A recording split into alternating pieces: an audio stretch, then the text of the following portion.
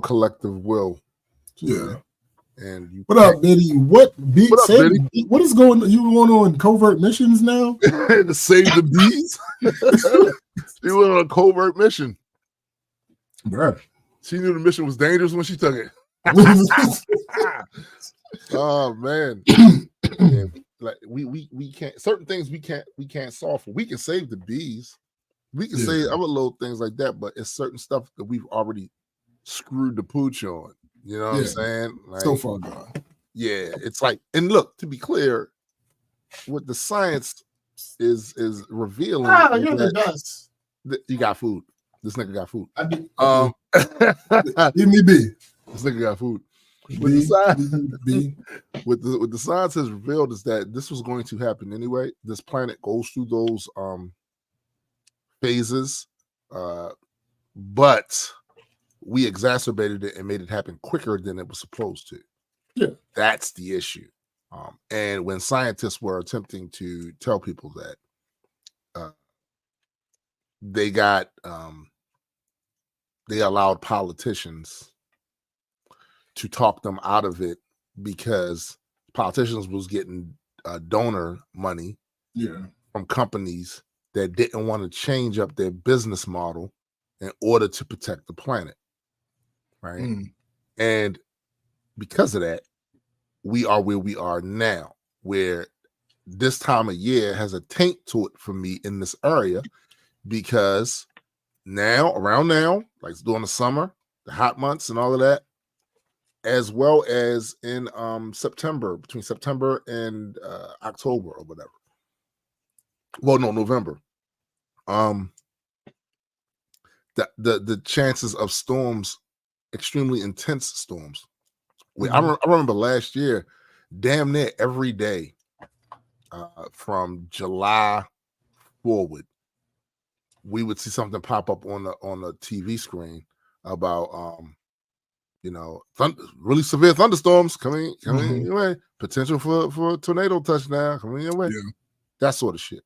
Yeah, this is what humans did over in Panama.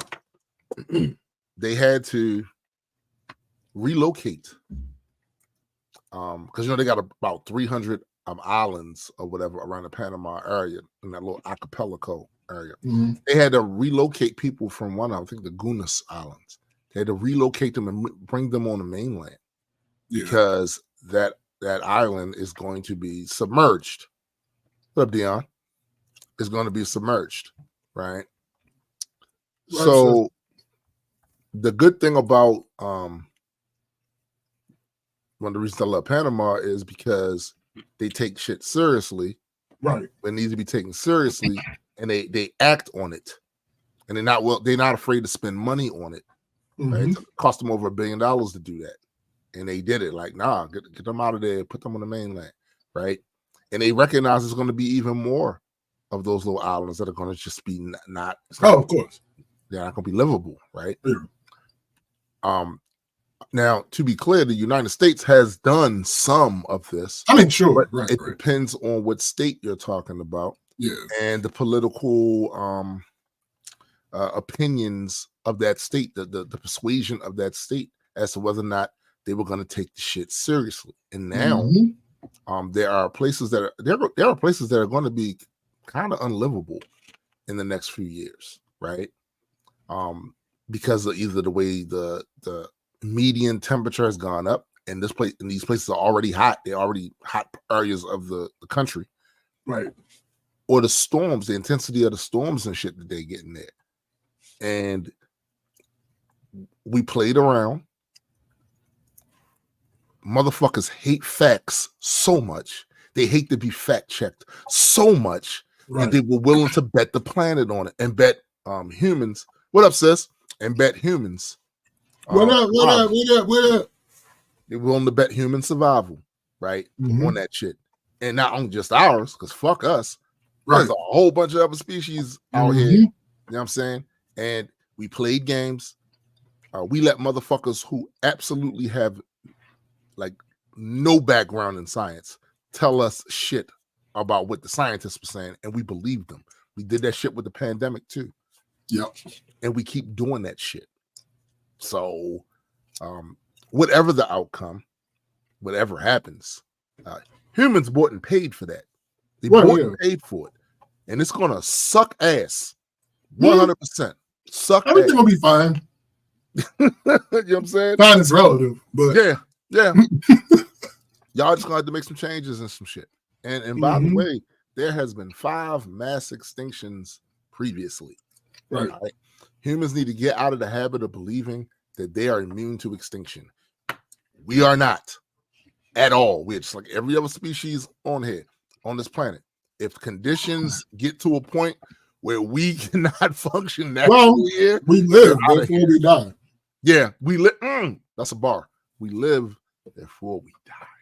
Yeah, very simple concept. And that's the problem too. These simple concepts have been made very complex because of political positioning, and I find it to be like at a certain point, your system doesn't work. Your system doesn't work when you inject facts. People lose their minds. Your system doesn't work. Yeah, the experiment failed. The experiment failed if we can't speak facts and show demonstrable evidence of facts. And this is not just us saying it, showing demonstrable evidence of facts, and it still doesn't move your populace. Yeah. Your system has failed. It's in the process of failing, right? Like that it's that this is the other reason why, like, I feel like the fear about, and it's, believe me, the fear is starting to get to a fever pitch, and it need not be about AI. These motherfuckers are talking about this like it's sentient already. Like it's already, it's not. There's still humans behind it. It's effectively barely here. It's barely here, bro. It's barely here. Like, there's still a human component that needs to happen in order for this to. And I know why you're scared. You're scared because you know how you treat creatures who you deem less intelligent than you. Also, you're scared because they lack basic troubleshooting. That too. Oh my. Basic troubleshooting. Yes, the success of AI is going to create some trouble, but there are solutions to that trouble that, if you're creative enough, will work. They will 100% work because they've worked before. What up, this is not the first new technology. What's up, Discord? This is not the first new technology that came along and displaced jobs. It's not the first time this happened. Now, what up, Ken? Now, is it more expansive? Absolutely, it is. But sure. This is what y'all gonna have to understand.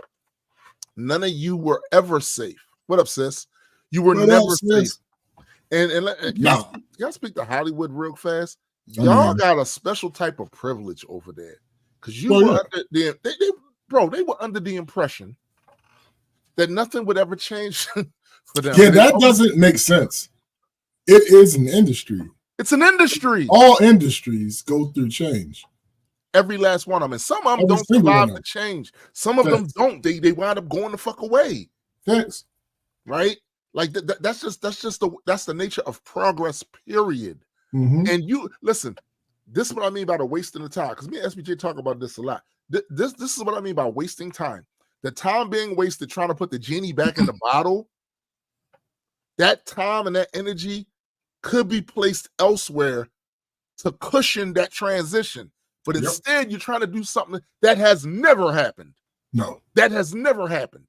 Once that tech genie is out the bottle, you can't stop a corporation or a company from seeing this and going, wait a minute, my bottom line is about to get bigger.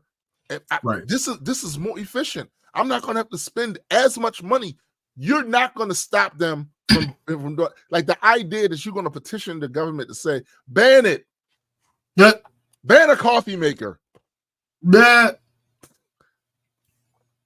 way. Ban a sampler. Right.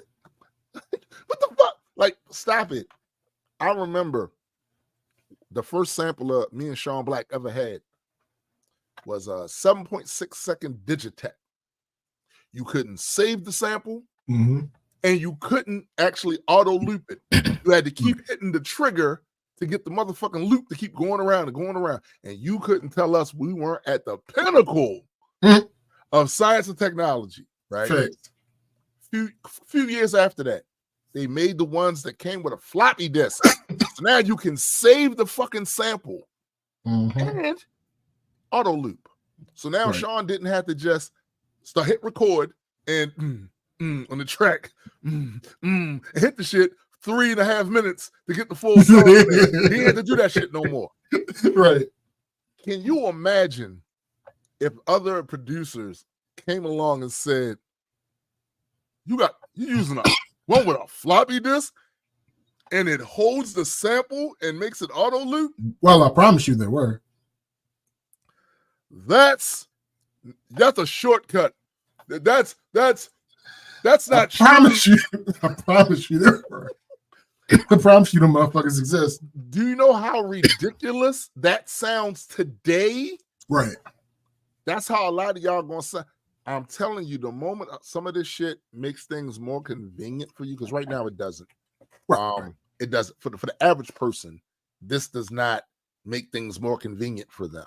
But if you are in a space of creativity or have a business that requires certain things, currently this ANI, artificial narrow intelligence, this will help your productivity. But to the average person, it's negligible. It's not gonna do anything to help you right now, right? Right. But it's not gonna always be what it is right now. That's the other reason why I'm laughing at y'all jumping out the window over this shit now when it's in this current stage. It's like for me at SPJ, all this shit is great. That's because we're creatives, right? We own businesses that with this absolutely applicable to, right? The average person, this is not applicable to them like that. It's not. And it makes too many errors to be as applicable to for educational purposes. There's literally has to be some barriers that you have to do something. It's not, you can't just go, hey, write my paper. There could be shit in it. I saw a study the other day. ChatGPT 17% of the time gives bad information. Now Gemini, Google is 27% of the time. And to that point, specifically ChatGPT or any of these large language models, every time one of them comes out, me and Tim do stress tests. We do. Yes, we do. Yes, we do. I purposely ask it a bunch of shit that's going to trip it up. Yep. To see how well it adapts to what's going on. And spoiler alert, they don't have great success. No, they don't. No, they don't. It's kind of crazy. Discourse says you have a society divided into workers and makers. The makers make the shit that the workers consume as they produce for the machine. Yeah, absolutely. Absolutely. There are going to be changes. And I know I'm gonna say this time blue in the face because I said other shit until I was blue in the face, right? But the energy needs to be placed elsewhere and not wasted on trying to put a genie back in the bottle. That's not happening. It's not happening. It's not. And here's the thing: you've never been able to do that. So let's skip the part where we waste the next 5 years, right? Or trying to do some shit that you're not going to be able to do. And let's take that energy and petitioning the fucking political class to come up with legislation that benefits us, right? Legislation that also puts guardrails on these corporations for completely abusing that shit. Let's focus on that. The idea that you want to stop it is good. You've never been able to stop anything. Never. No, not a damn thing. Never been able to stop anything. Like it's insane. This girl said they tried with Twisted Sister and Eminem. Look how that went. Didn't go well. Didn't go well. Just saying, man. I see a lot of this during the week.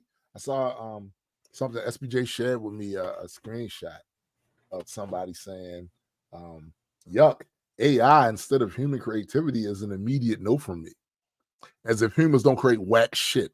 All the time. All this whack shit I had to hear before AI. I'm still hearing that the average musician does not use AI. The engineers might use machine learning. Right. This is something else. People outside of what we do don't seem to understand. Machine learning and plugins has been around for a long time. Since pimping. You'd be hard pressed to tell me the difference between somebody taking an audio file, putting it on a track, and then using an ozone plugin with machine learning and say, mix this. Give me a pre-mix of this. Or master this. Give me a pre-master of this. Me and this nigga been doing this for a minute. Facts. All right. And y'all don't know it, and y'all don't care. And y'all been bobbing to it. Because at the end of the day, it's about the results. Half of y'all don't know how we make music. That's the truth. They don't know how we make music. They walk into a studio and they look at that equipment and go, I don't know what the fuck they doing. Like, stop it. And with this equipment, humans have made some of the wackest sounds that have ever existed with that shit. Wackest shit. Thanks. See, you're fighting against this thing because you have been taught to believe, and it makes sense. I think it's probably an evolutionary development thing, where we have this idea of our special intrinsicness. This is how we survive. We think this of ourselves. It turns out it's just math. Well, but hold on. It is true. You're making it wrong. You are there is a special thing about you. It is your creativity, but you're failing to use it. Right. You're choosing not to use it. You're choosing to endeavor to fall back on the status quo instead of using the thing that makes you special. Yeah. Bro, that's a great point too. Because how many times have we heard motherfuckers say, when they're chastised about their lack of creativity in them bars, they like, man, I'm vibing. This is a vibe. Right. So it wasn't about you using creativity for your lyrics. You're just trying to, it's a vibe for you. So now, and by the way, the audience is not blameless in this. Y'all let these motherfuckers do that shit, get away with it, and make a bunch of money off doing that shit.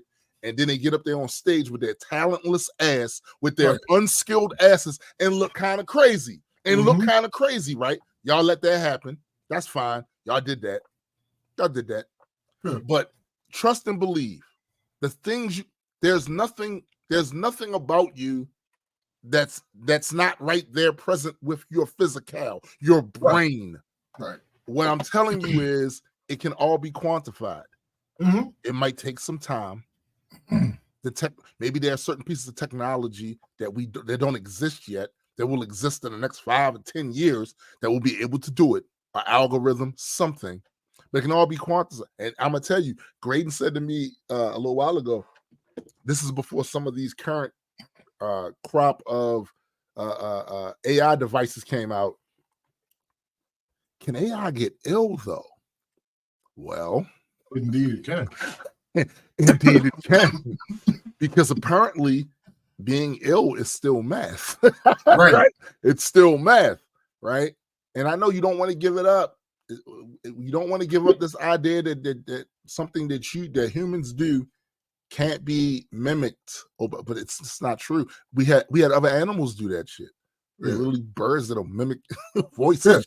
You know what I'm saying? Like, I know you think there's some mystical element about what humans are, but I gotta tell you, most of the shit and let's call a spade, the average human, he ain't doing nothing mystical. Well, no, he ain't doing nothing mystical. Listen. Come on, man. Come on. It ain't that special. No, not at all. It's not. Don't get me wrong. No, I'll take that back. It is. Well, again, but like I said, y'all don't use it. Y'all choose not to use it. What up, Sean? What up, Sean? You choose not to use it. It's special because for what we know now, and yes, I am bearing in mind the UFO sightings and all the stuff that they talked about previously. That you notice they don't really talk about anymore. Just putting that out there. With acknowledging the possibility, what we actually know right now is this is a special planet. Sure, we're here, we're on it, we're doing. This is what we know right now. So that yes, it's an oasis. It's from what we know now, it looks like this is an oasis. At least in this part of the galaxy, this looks like an oasis, right? But beyond that, it's still math. It's still biology. It's still, you know what would have been amazing? If life would have sprung up on a world that didn't have the conditions for life. Right? That's amazing. That's amazing. But when you're on a warming planet with a lot of moisture and bacteria and viruses and all of those shit like that, is it really surprising that life sprung up? I don't think. Right. Now, the moon. Take the moon. But moon dust on there, right? Maybe some water somewhere on there, but some moon dust and shit, right? Right. If life sprung up there, I mean, whoa, that's crazy. But it ain't that. Listen. Yeah.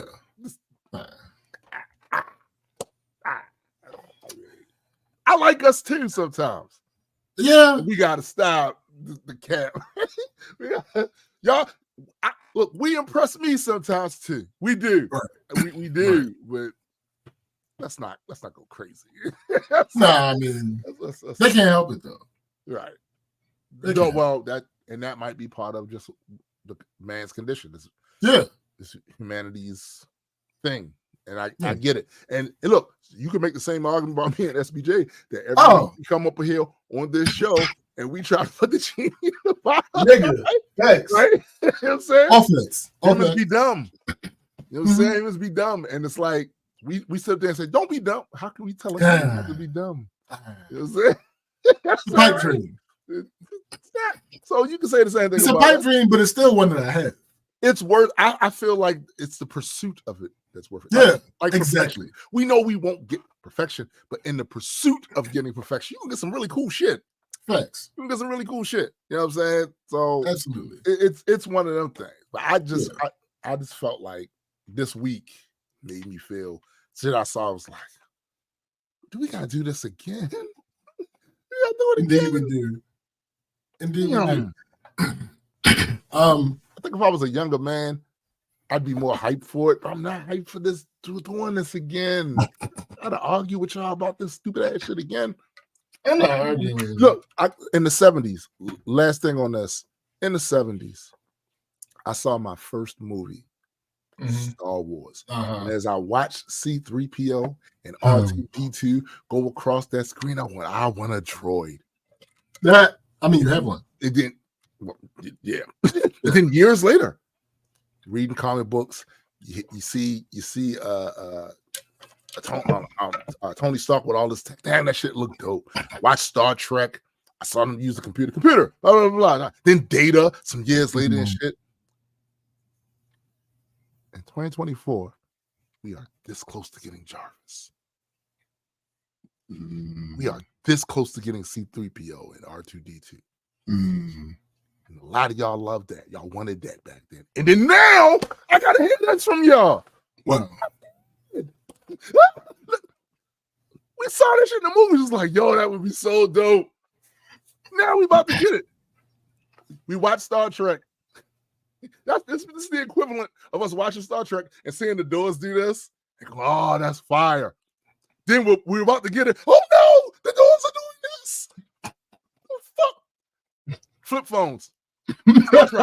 Star Trek. The first. Oh, it would be cool.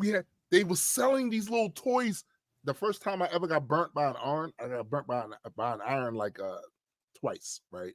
Both times accidents. I was reaching for my fucking communicator, my toy communicator and shit, and didn't realize that the iron still hadn't cooled down, and I burnt my fucking arm on it Why did I have the communicator? Because it looked so dope when Kirk went, yeah, Spock, blah, blah, blah. Oh, I want one of those. Imagine when we got them and we'd be like, it floats. Yo. Nah, yo. I'm just so tired of these monkeys. Yo. We're about to get C-3PO with R2-D2 and Jarvis, and y'all motherfuckers, I'm scared now. Y'all was with me back then. Y'all wanted it, and now. All right. I guess we're alone in that shit. So I think, like off the top of my head, it seems as if everything we're going to talk about is going to, topics is going to be pretty much an extended dumbass of the week again. Like I don't know what it is about recently, these last couple of weeks, for some reason. No, I know what it is. The weather's getting warmer. And nigga, when the shit, look, what we've been saying for years in our community, as soon as it get hot, niggas gonna be acting stupid. That's facts. I don't even know. I'm gonna start with this one. It's on my phone. So, Bun B. Oh, yeah. I didn't even watch this whole thing. I saw a smidgen of a clip. The exact details aren't particularly necessary. Basically, he some time ago, I don't know exactly when. That's hilarious. Yo, that is hilarious. Anyway, that's shut up. So Bun B, there was a home invasion effectively. Yeah. Same thing happened at Holla. Yeah.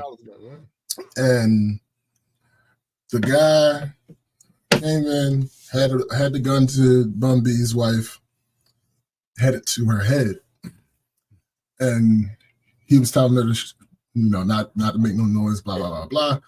She basically risked her life to effectively save both of their lives.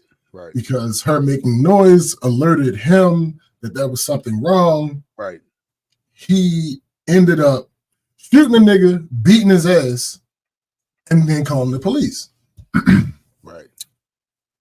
So a video surfaced this week of him on the stand recounting the situation. I think this was years ago, actually, that it actually happened. 2019. 2019 is when the home invasion happened. Which, let me pause to be, in order to be a little consistent. Mm-hmm. Why? Given that I know that this guy got 40 years now, right? Why did it take so long for the trial to happen? Like we're supposed to be have a right to a speedy right. You know what I'm saying? So that's crazy. That's crazy. Because like I can fully say this now that I know this motherfucker got what he deserved. Yes. Why the fuck did it take so long for the trial to happen? That's crazy. Like I get. Yeah. No, even with the pandemic, it still shouldn't have took 5 years. Nah, 5 years is wild. 5 years is absolutely ridiculous. Yeah. But anyway, the nigga got 40 years, so he got what he deserved. But actually, he got what he deserved at first. Yes. Bun B shot his ass and beat his ass. Beat the shit out of him. That's what was supposed to happen. That's what was supposed to happen. Facts. So video surfaced this week of Bun B on the stand talking about the incident, talking about how his wife's life has changed forever. She's still affected by this. And right. She is. She is. Niggas with this dumbass narrative. I saw it. Talking about Bun B is snitching.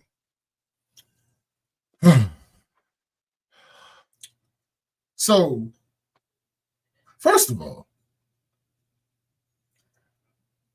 I know some of it is because some of y'all are ignorant to the facts. Again, let me state, he shot that motherfucker and beat the shit out of him.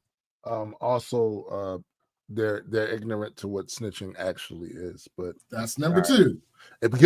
Mainly because the people commenting ain't never did nothing. Bruh. Yo, I saw something that said it's a bunch of white boys with part-time jobs sitting up there talking about what's snitching and what you ain't never did nothing. You ain't at most you've been on the business end of robbing, right? Yeah. You've never been the guy doing the rob, like you ain't never did nothing. You ain't never did a B&E. You ain't never did none of that shit. You ain't never did none of that, but you listen to your favorite rappers for years talk about it, and now you think you should have some say. You're a civilian. Yeah, you listen to them and you listen to them and you misunderstood what they were saying. Did they? Did they ever? So, and I've seen, luckily, the way that my algorithm happens to be curated, the vast majority of what I've seen is people making fun of the people that are saying they should, because it's dumb as shit. It's absurd, bro. Yeah, it's absurd. This particular one is somebody saying, like, they're saying Bun B broke the code. I'm starting to realize you niggas hate women and you let whatever happen to your shorty. That's crazy. Now, sentiment accepted completely. One of the responses. Y'all talking about codes y'all don't know shit about, and it's clear. As a street guy, you don't ever take the stand, period. I don't care if they clap your mama, you leave it in the streets. Now, oh, jeez. I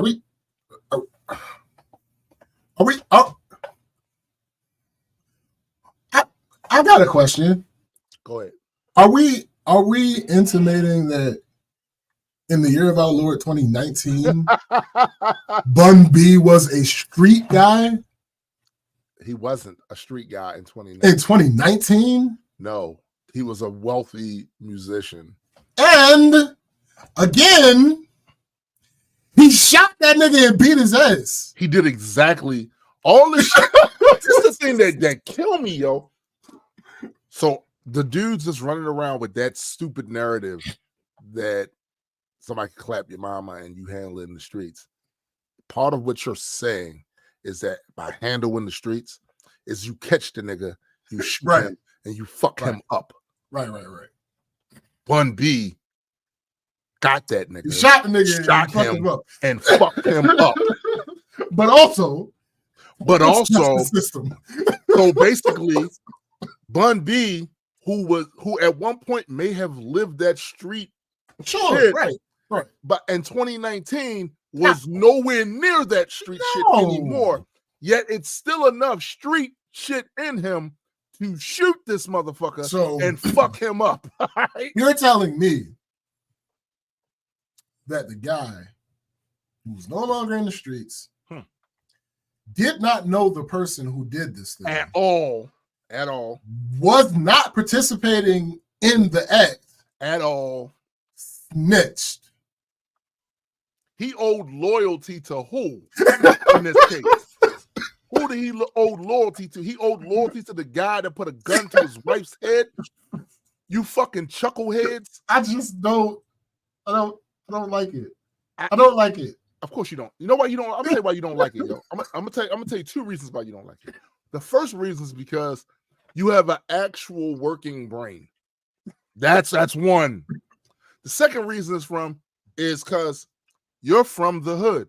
SBJ has already put it out there. He's never fronted like he was something he wasn't. No. But this is what a lot of y'all need to understand.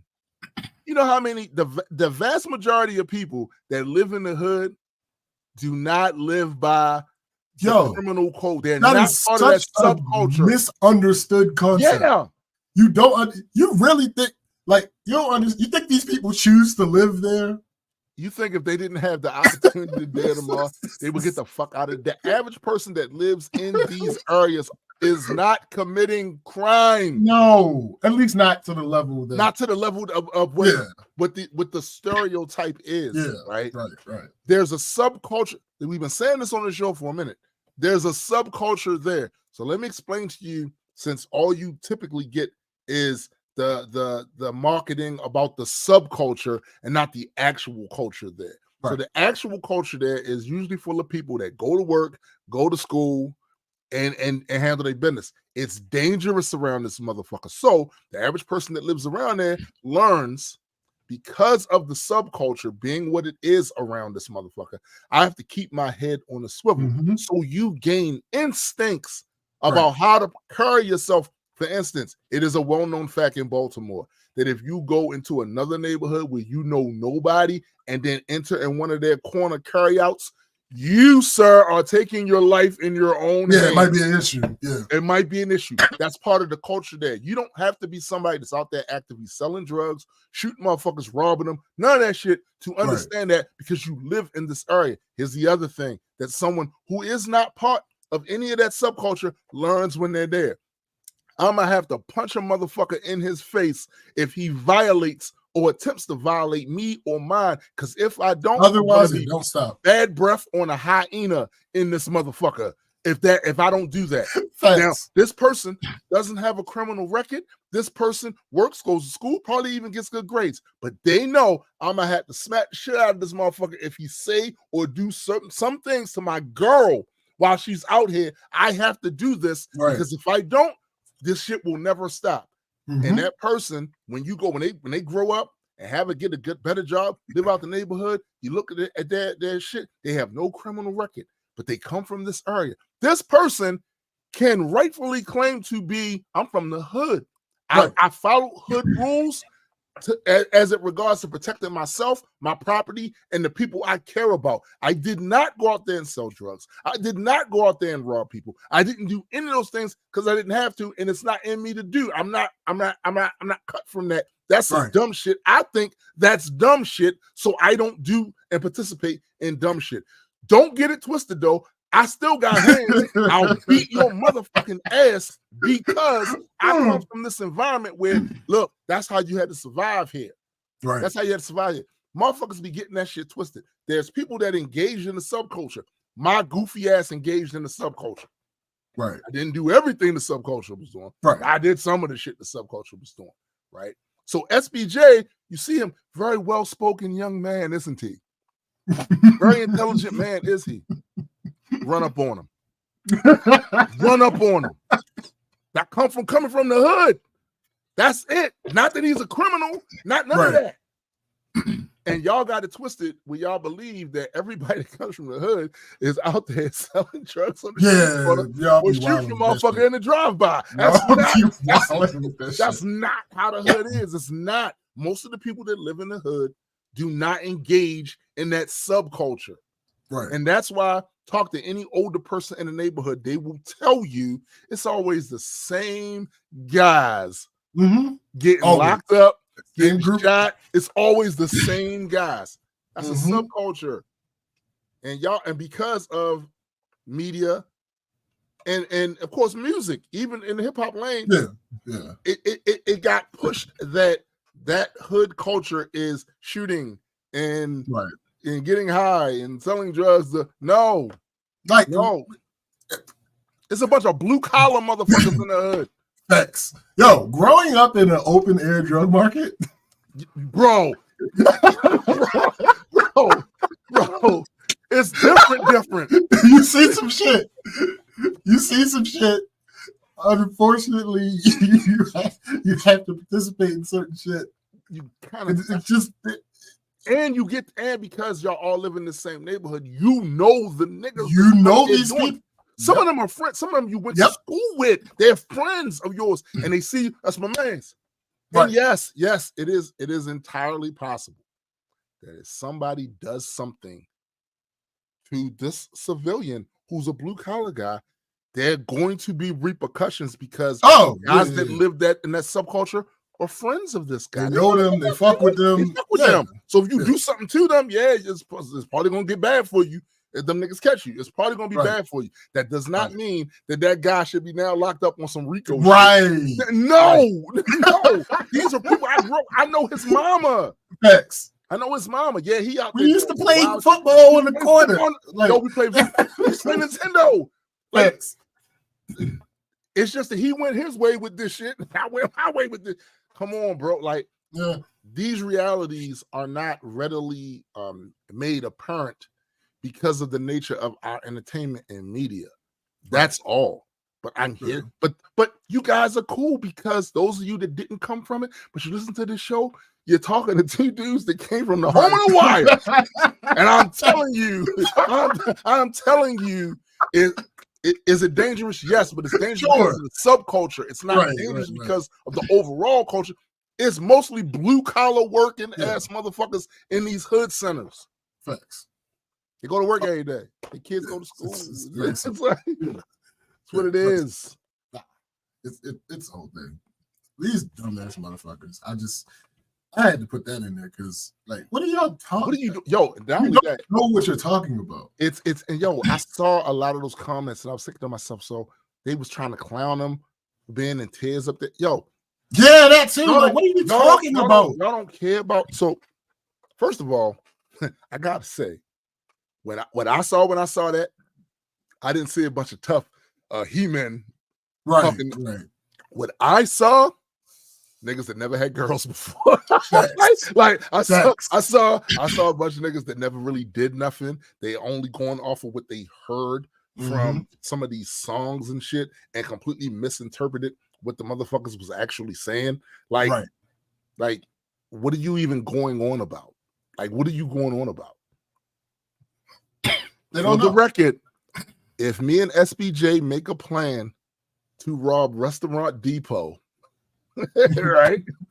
If we make a plan to do that and we get our shit together and we go in and we do that shit and somebody gets shot and killed, but we do come out with a couple of dollars, and then there's us on camera and the police come and they only see really one of us really well. They don't see the other one really well, and they snatch me up. SPJ managed to get the way, and if I say it wasn't just me, SPJ, I have snitched. Right.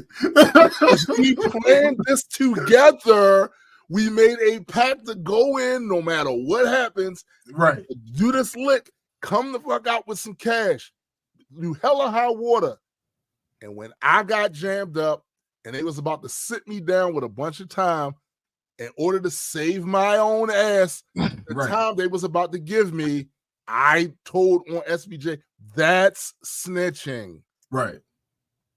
But the guy that happened to come from the same hood we came from, that worked there, that we slapped the shit out of with the gun or shot to get this, and they recognized us, and they got on stand and said, it was Landon, it was Landon, and it was James. They did not snitch. No. They did not snitch. Yeah. They did what the fuck they were supposed to do. Right. Absolutely. Like, let's grow the fuck up. Grow up, yo. Grow up. Because that's the other aspect of this. Bun B grew the fuck up. Like, right. He's a grown ass man. It's like the MOP dudes. People see MOP, and I know what their music sounds like. I was a fan. I bought their shit. They sound wild as shit. They're artists, bro. Right. And yeah, there may have been a time when they. Oh, yeah. You know what I'm saying? I mean, MOP stands for Mash Out Posse. Facts. You know what I'm saying? Yeah. But trust and believe that's not how they living now. No. Because why would they be? Them niggas pay taxes. They got nice homes. Bro, you have that every now and then you might have somebody that's still trying to hold on to their youth and do all that shit. But for the vast majority of these people, there's a reason that they're still alive. Yes, there's a reason that they're still alive.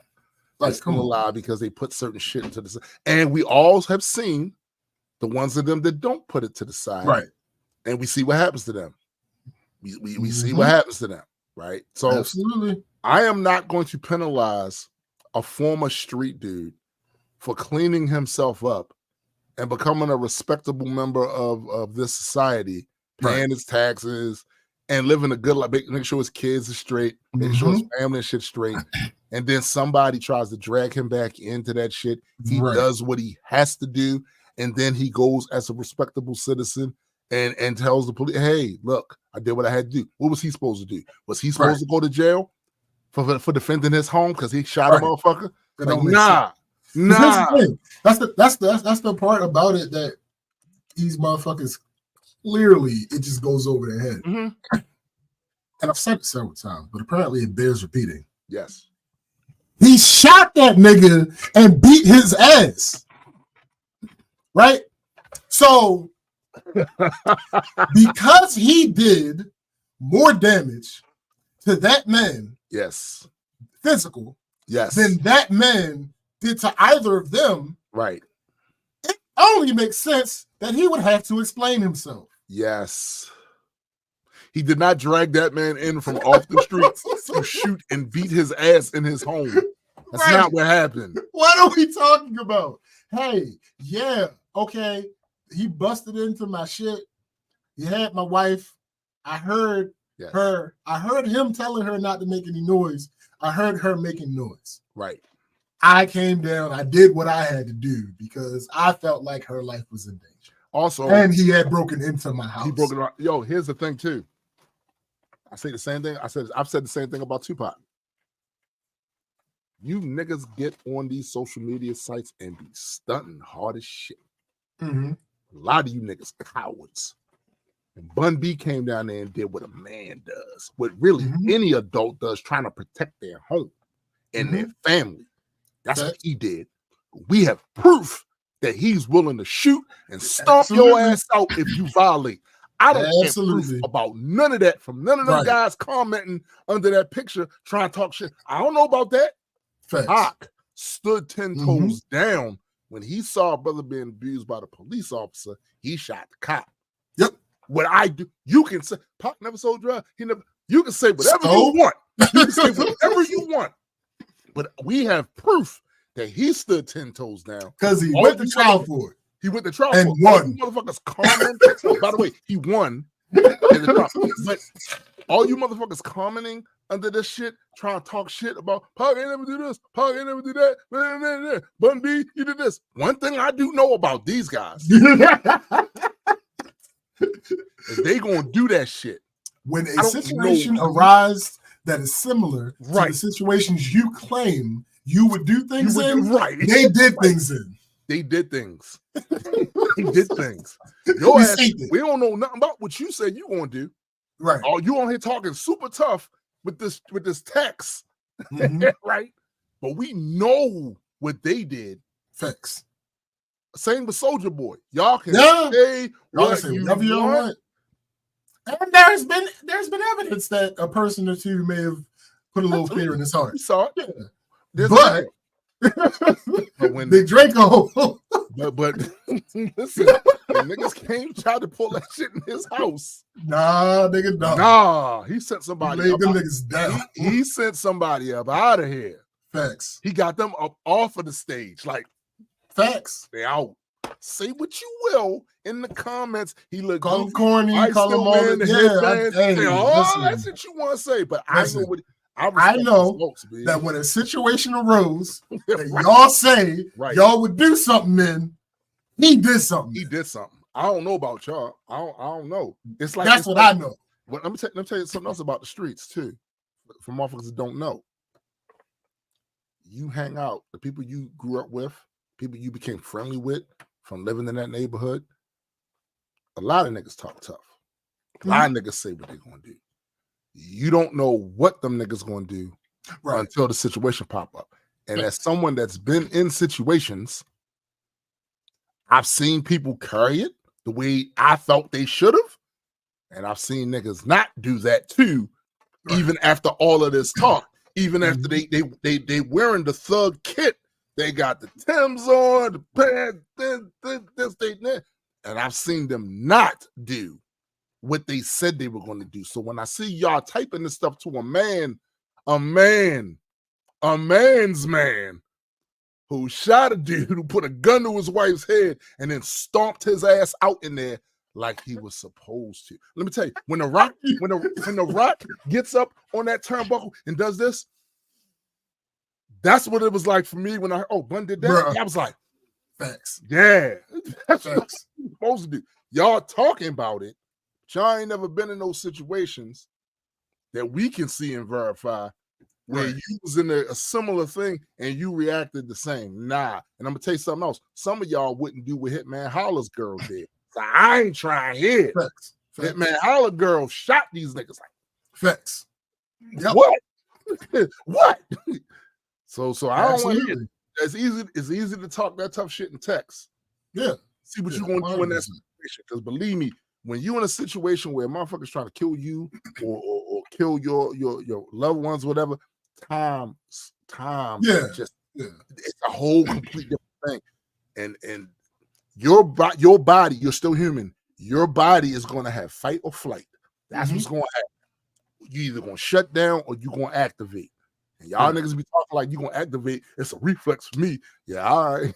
That's a reflex, but what's that reflex? Yeah, listen, I'm going to say this. I don't want that for you. Right. I don't want you to ever have to be in that situation where you have to be shown whether or not you're willing to step up and do that shit. Right. But if you are, guess what you're not going to do? You're not going to get on social media afterwards. Nah, B. Nah. Nah, it's different. You ever seen the light go out of somebody's eyes? It's different. Right. Y'all talk that shit because you watch a lot of movies and shit. You know what I'm saying? Y'all talk that shit. But if you've had to see the light go out of somebody's eyes, bloody, if you haven't, I don't want to hear it. I don't want to hear it from you. If you ain't had somebody die right there in front of you, right, for some shit, some crazy shit jumped off and they died, I don't want to hear that all that tough talk. You go on that Bun B because he crying about the shit he loves that woman. That's his fucking wife. It's the mother of his children. Yep. I don't want to hear that. You not a man. You not a man. Yeah, if you want to come at him for that, like you not a man. I don't want to hear it. Very simple. All right, moving on. So this nigga, oh my god. I don't know his name, but the nigga had court. Mm-hmm. He had court for a suspended license. So it was virtual court, so he had to zoom in. Oh, I know what you're talking about. So he zooms in. The proceedings are going on, and the judge says, "Hold on, are you driving right now?" Right, and the motherfucker, he was talking normal. He's like, "Oh, hold up, I'm almost to my destination." Blah blah blah. And he was like, "You driving right now?" And he was like, "Oh damn." So after that clip went viral, yes, there was word. Oh, it went viral. People clowned him left, right, up. Oh, down, they was on his ass. It was on his ass. After that,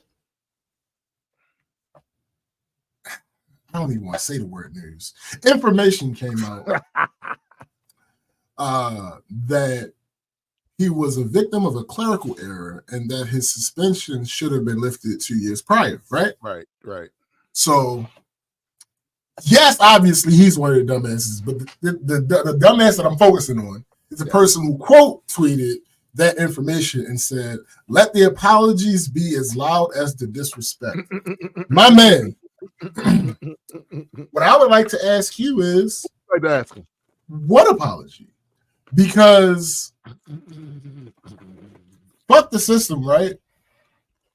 It's always fuck the system. Yeah. Until you absolutely need it to be able to do, that's how we're humans. We're all hypocrites. It's how that works. And most hypocrites are only hypocrites because the person that is judging that doesn't have all the context or the nuance. True, right. So, what apology? Even if this was true, he still had a fucking suspended license and was going to trial for a suspended license. Why the fuck are you trying? Even if it was a clerical error, your license is currently suspended. You was not supposed to be driving, my guy. You were not supposed to be driving. And you certainly shouldn't be on Zoom. What are we talking about? Because you're going to be called to attention at some point. you probably shouldn't be doing this while driving, sir. On top of the fact that you shouldn't be driving because you don't have a license. Now, this motherfucker, the person who quote tweeted, is even more dumbass of the damn week because his name, the dude that got caught, his name is Corey Harris. Right. The dude that quote tweeted that piece of information is even more dumbass for the week because it turns out he never even had his official license. Never had an official license. In fact, he was hard pressed to remember if he had a permit at some point. Right. What are we talking about? What? Motherfuckers crazy right now. Like, see, here's the thing, right? When one person looks crazy, you know what your responsibility is? To not look crazy. Yo, so this is yourself as far away from them as possible. The odds are metaphorically, but probably physically as well. Yo, get thee away. Get out of Dodge before the splashback happens. Yeah. He got y'all niggas looking crazy out here. Let the apology be as loud as the disrespect. Nigga, what are you talking about? Shut your dumb ass up. Like, what the fuck are you talking about? What apology? The nigga still did the exact thing people are laughing at him about. What are you talking? What? The system be on some bullshit sometimes. Absolutely. That is a fact. Absolutely. That doesn't change. You know you don't have a license, and especially since the truth came out. Yeah. You have a license. But again, even if that information was true, you know you don't currently have a license. You shouldn't be fucking driving around. And you need to be on this thing for court, and you're on the video doing the very thing you got in trouble. And you know the craziest part about that? Because I get the idea that some people that would try to defend him would say, well, he had a doctor's appointment. He had to go to his doctor's appointment. You choose your doctor's appointments. You can reschedule this shit. You can always reschedule. What are you talking about? You can always reschedule. I don't understand. Reschedule all the time. Like I have a day, and then the day comes. I don't feel like going down there today. Right. Let me reschedule. Right. You can always reschedule. And you're an adult. See, this is that part. At least you're supposed to be. Well, yeah, allegedly. That's what they say. That's what's in the instruction manual, right? You're supposed to be an adult, bro. Like he made here's the thing. He's been making a series of dumbass mistakes and doing dumbass things his entire life, it seems. Right. But y'all ran. His funky ass jumped in the water, stunk it up, and you motherfuckers jumped in the water right after. Like, what are we talking? And got stinky too. The apologies need to be as loud as this. What the fuck are you talking about, bro? Like, what? Yo, you should never find yourself on the end of somebody doing a dopey voice to mock you. Exactly. You should never. Exactly. Like, what are we talking? What? Sir. If the apology be.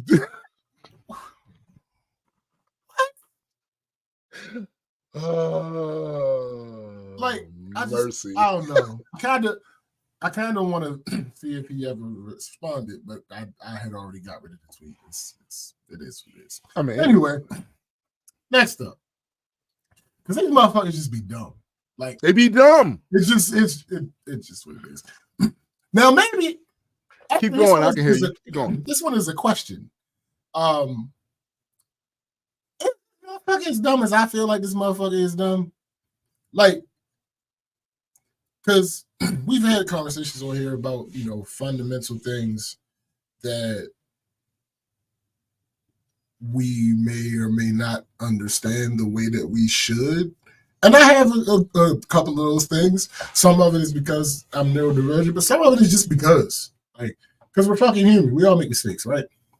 Cool. But I stumbled across this, and I'm like, I don't see the revelation. Like, I don't understand.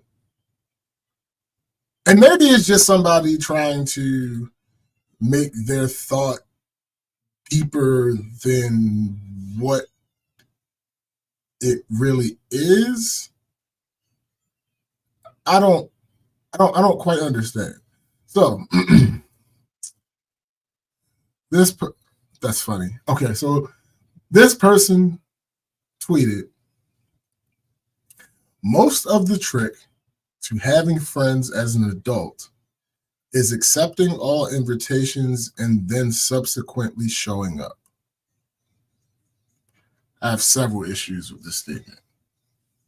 First is when I just found out, because I'm looking at the tweet and one of the comments says, this is very funny considering what's written in your bio. So I clicked on this person's profile and looked at the bio, and the bio is one sentence. That sentence reads, I must decline for secret reasons. That aside, I have to assume that this was her attempt at trying to be sarcastic. I can only assume that this was not a sincere epiphany for her. I have to assume that she had some type of argument with some friend that she was supposed to show up for and didn't. I can only assume that, because read it again, most of the trick to having friends as an adult is accepting all invitations and then subsequently showing up. No, absolutely not. I won't be there. So somebody quote tweeted her and said, this is true. When I was younger, I didn't understand why my grandma used to go to a lot. Like, I'm sorry, let me give the context. That original tweet, again, I think it's pretty short sarcasm, but you can't give full context sometimes in a tweet. So this person that is quote tweeting it took this earnestly, regardless of whether the original person meant it that way. So the quote tweet says, this is true. When I was younger, I didn't understand why my grandma used to go to a lot of things she was invited to. But now I am older, I really get it. Friendship at the core of it is about showing up. So now I too make an effort to make time to show up. I'm sorry. First of all, let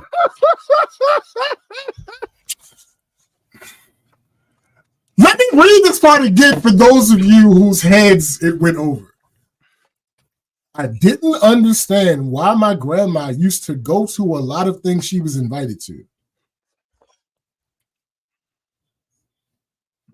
Because she liked to go to those. Yeah, I just don't understand. She was invited by people that she liked being around, and she wanted to do the things. And the activities was something she enjoyed. Yeah, I don't like. Why is this such a revelation for you? Why do you not understand that if you are involved with someone socially and they invite you to be social and you do the social thing, that is going to lead to them wanting to remain being involved with you socially? I don't understand. I'm confused. And again, I'm somebody that I ain't gonna be there.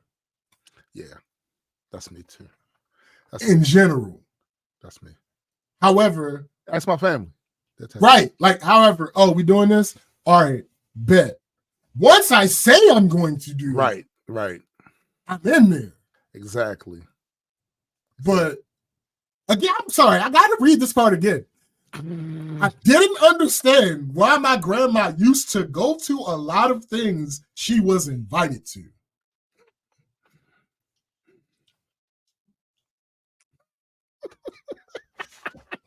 As opposed to never showing up.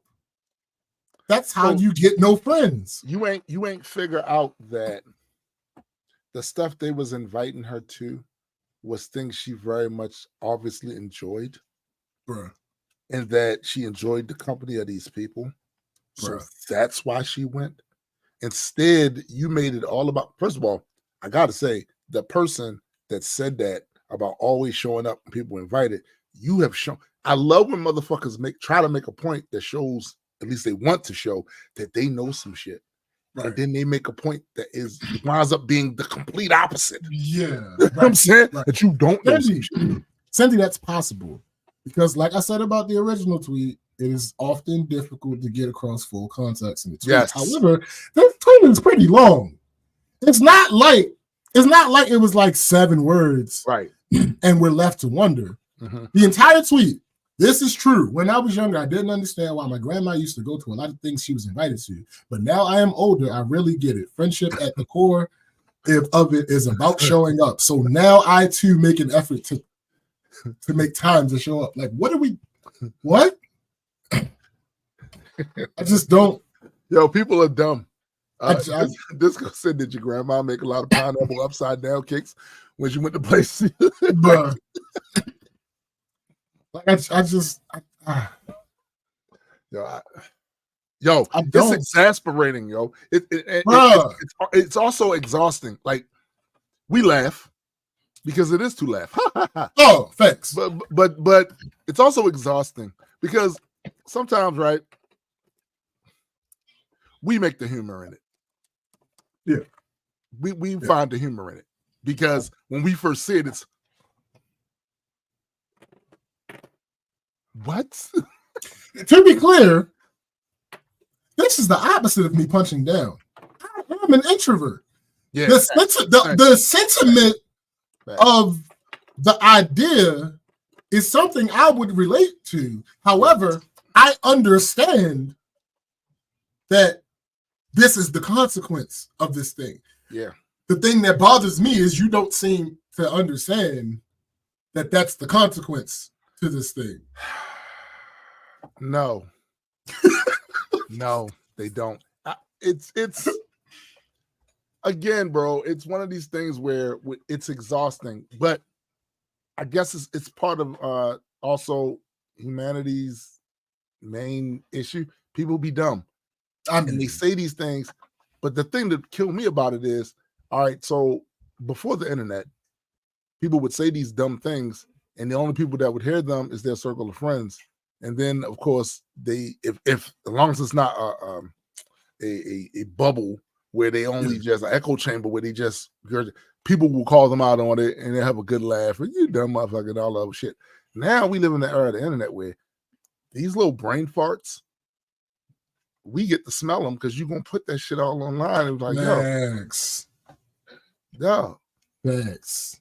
You should have kept that one, right? Like, now every time I see your name on the I associate it with that. You could have kept that. You could have kept that in the group chat. How the fuck you get on Ida B. Wells' internet talking some shit, bro? Like I just nigga. So this next thing isn't a dumbass of the week. It's an update on Diddy. Howard retracts Diddy's honorary degree, ends $2 million in agreements following 2016 assault video. The university's decision to cut ties with Sean Diddy Combs is the latest development in a series of allegations and lawsuits against the rapper and businessman. Howard University's Board of Trustees voted unanimously Friday to rescind Sean Diddy Combs' honorary degree, terminate long-term relationships made with the rap artist and businessman, and return his $1 million donation. The board also voted on June 7th to terminate a 2023 pledge agreement worth $1 million that was never fulfilled by the Sean Combs Foundation, according to a university statement sent to the Hilltop. The university said it will accept the return by Mr. Sean Combs of the honorary degree and revoke all honors and privileges associated with Combs' 2014 Doctor of Humanities honorary degree, which includes being invited to participate in special events and occasions. Quote, Mr. Mahomes' behavior, as captured in a recently released video, is so fundamentally incompatible with Howard University's core values and beliefs that he is deemed no longer worthy to hold the institution's highest honor. End quote. The statement said about Combs' honorary degree while referencing the 2016 hotel surveillance video in which Combs assaulted their girlfriend, Cassandra Cassie Ventura. The decisions follow a series of lawsuits and sexual assault allegations against Combs that emerged after Ventura filed a federal lawsuit last November describing years of abuse. Combs paid $30 million to settle. Following the hotel footage release, Combs posted an apology video to his Instagram, blah, blah, blah. Combs attended Howard from fall 1987 to spring 1989, according to university records. The $1 million that Howard will return was donated in 2016 and used to fund a scholarship program in Combs' name. So, yeah.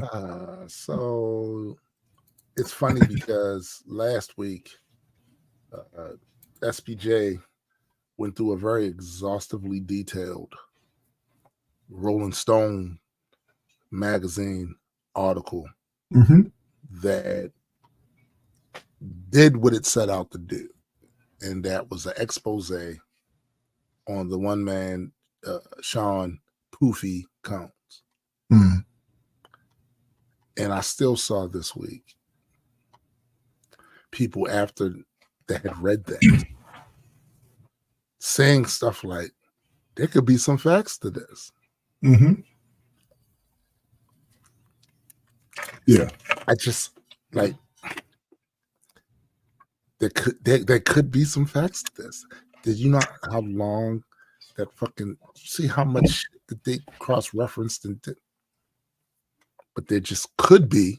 Yeah, it could be some facts to this. Maybe potentially. There's an outside chance. See, at that point, I start looking at you. Yeah, bro. There's no way around it. I start looking at you. Yeah. You know, because the fact that didn't move the needle with you at all. Like, sir or madam. Basically saying the same thing you said previously. Right. It could be. We had to get some more information. Like, what? There's, you know what's crazy? It's almost 99%, there's 99% chance that there would be no thing that you would receive that could be considered more evidence of that until after this motherfucker gets sentenced. It is highly unlikely that anything that can be considered more proof than what you have already seen would be released to the public until after he was already sentenced. Right. What are you talking about? Right. Listen, I just I just feel like one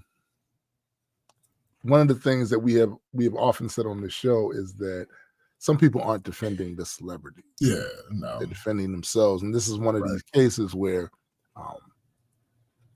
there are some suspect things you've done that either remotely or even more than remotely are similar to the shit he's been accused of.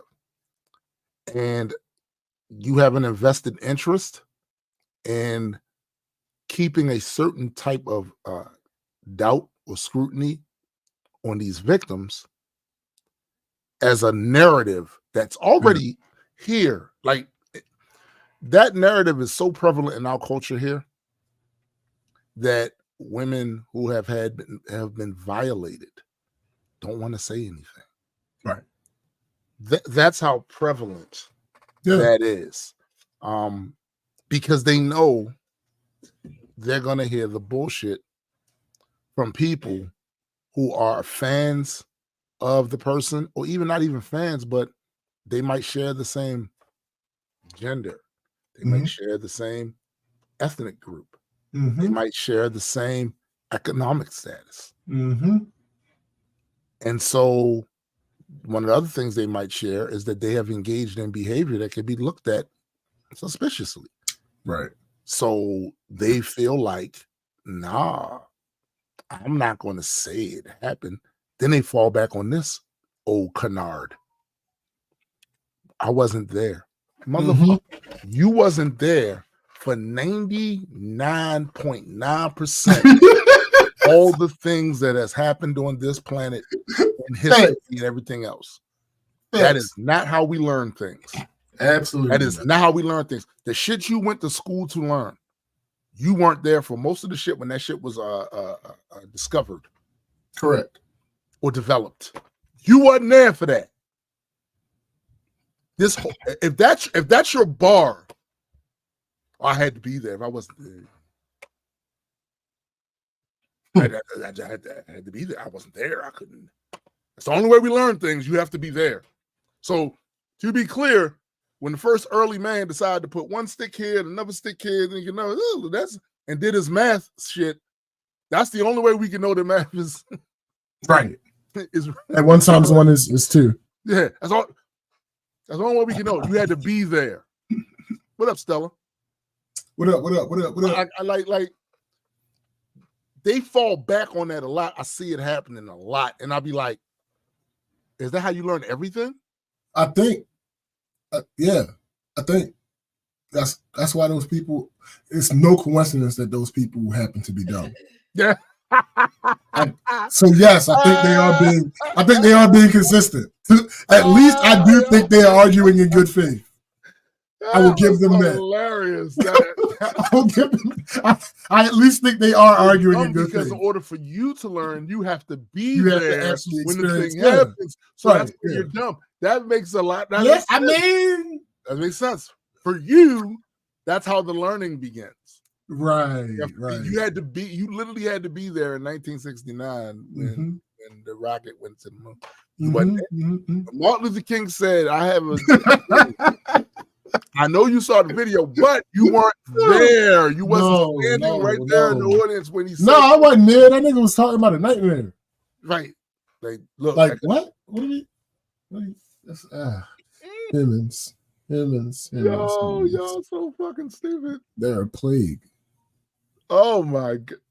A plague. I just don't. Yeah, I ain't see this shit. I don't care. Pox on all of you. Like, oh, nigga. Each and every one of you. And we don't deserve here. Bro. We talked about that whole idea that we don't deserve here is true. Like, like yo, y'all was put on literally a paradise world. Paradise planet, yeah. Paradise planet. And look what you did. look what you did. You don't deserve it. No, not at all. So let's get into a weekend review. Bet. So I don't have a lot, but I do have some stuff. Okay. What was my week like? My week, I had to come to some certain realizations of certain things. Things that I was not comfortable with. Things that I did not like. And these things involve my creativity. Right. For the greater part of this 55-year trek around the suns, you know what I'm saying? Hold up, I'm sorry. I have to correct Cindy real quick.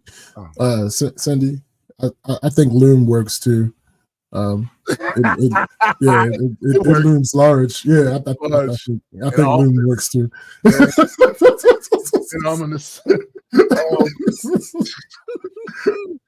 Yeah, so for most of my life, creativity has been the guiding thing. For most of that, it's been music related, right? But the last, I want to say 20 years or so, it's been peppered with other things, right? Right.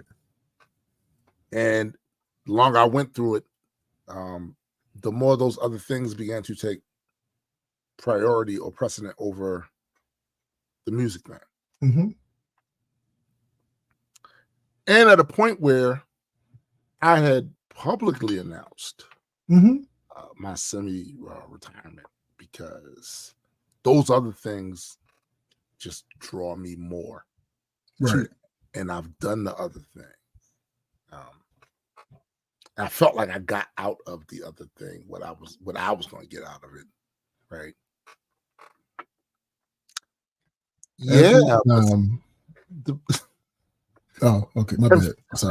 I'm sorry. Every time they drag me, I leave. They drag me back in. Right. So, damn it.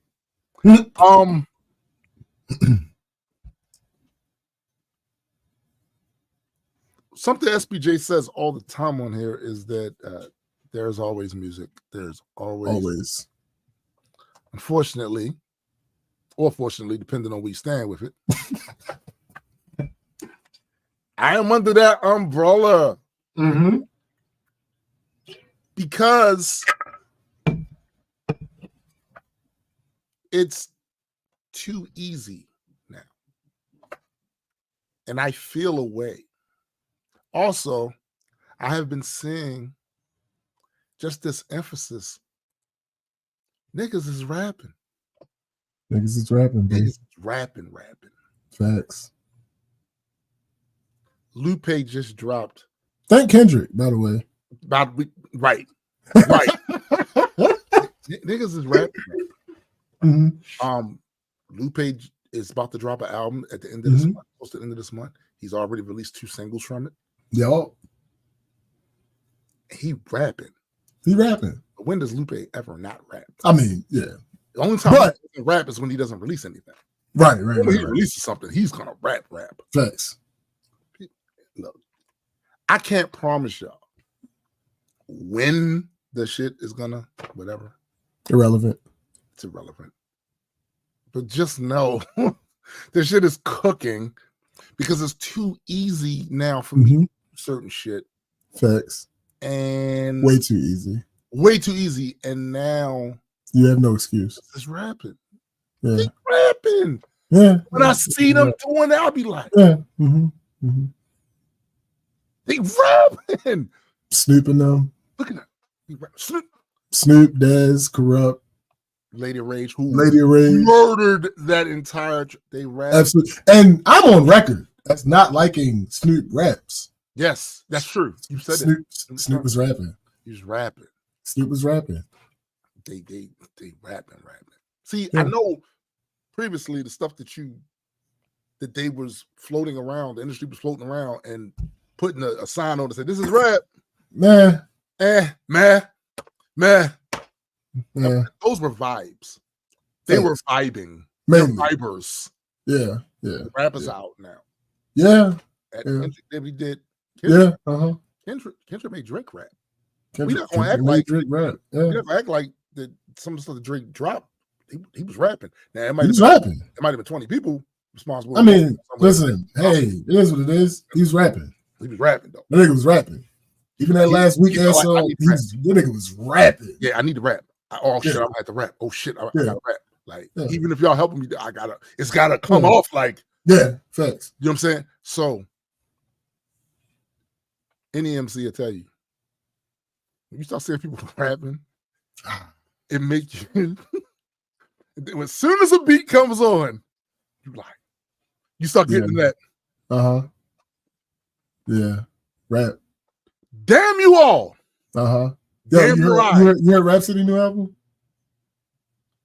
I hate it. You know her name is Rhapsody. She rap. She be rapping. Yeah. Yo, the song with her and Lil Wayne and some other nigga Raw. Oh, nigga. I'm surprised I ain't seen Poem posting about this album. Yeah. No, rap is back. Listen, that's not even what I meant. I was talking about Rhapsody. No, it's the kind of the bars. He's rapping. Yeah. Nah, I mean, listen. Niggas is rapping. I was absolutely thinking about this recently as well. Like, niggas is rapping. How do you not come outside? I gotta rap. When niggas is rap. niggas outside. Niggas is outside. They rap. Yo, this is no different for me than back in the day. Yeah. You in your living room, got the screen door open, and dudes, they out there, and you hear them start spitting. Everybody, they rap. Oh shit, they outside. You're going outside. And if you rap, you going out there to rap. So I gotta rap. Listen. You gotta rap. Niggas is rapping. Who are you to not rap at a time like this? What? You gotta rap. Niggas rapping. And it's a lot of stuff to rap about. It's a lot of stuff to rap about. There's also a lot. What's up, DJ? What up, cuz? There's also a lot of anger. I hear. Righteous. Angry about a lot of shit. Yeah. So, I mean that formula sounds familiar. I'm just saying, like, listen, everything that I've rapped about in the past, a lot of this stuff that you will hear from some of the newer stuff won't. Right. It's just wrath. It's just. It won't be me analyzing the world. It won't be. There's some stuff. Complete. Yeah, like there are some things that is going to be wrath. Yeah. And what I will ask of my audience is to bear with me through this time. It's gonna be a little rough. Some shit is just wrath. It's just fury. It's just I should fuck you up.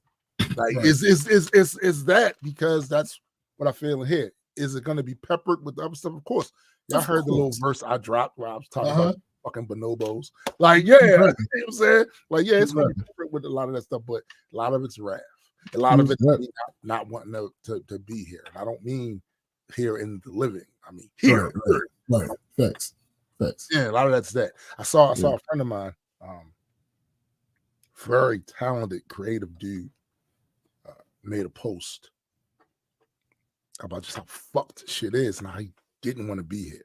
And I get it. Yeah. Like those that see shit, how fucked up it actually is, you have those flights of thoughts and shit. You have that. But I told him how I suppress a lot of that shit is through creativity. Right. And of course, time with my family. Right. Yeah. It helps to dull the sensation of fuck. Facts. It helps dull that shit. So how can I tell him that? Knowing that I'll be going through some of the same type of thing. Niggas rapping. This is rapping. I mean,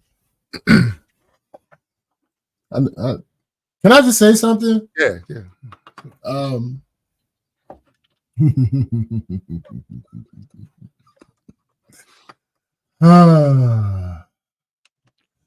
That's it. Niggas rapping. Y'all might get some shit with just verses with me. I'm just stringing verses together. Yeah. And y'all might get that because I'm just niggas is rapping. I'm kind of manic at this point. I mean, listen. Yeah. Whatever.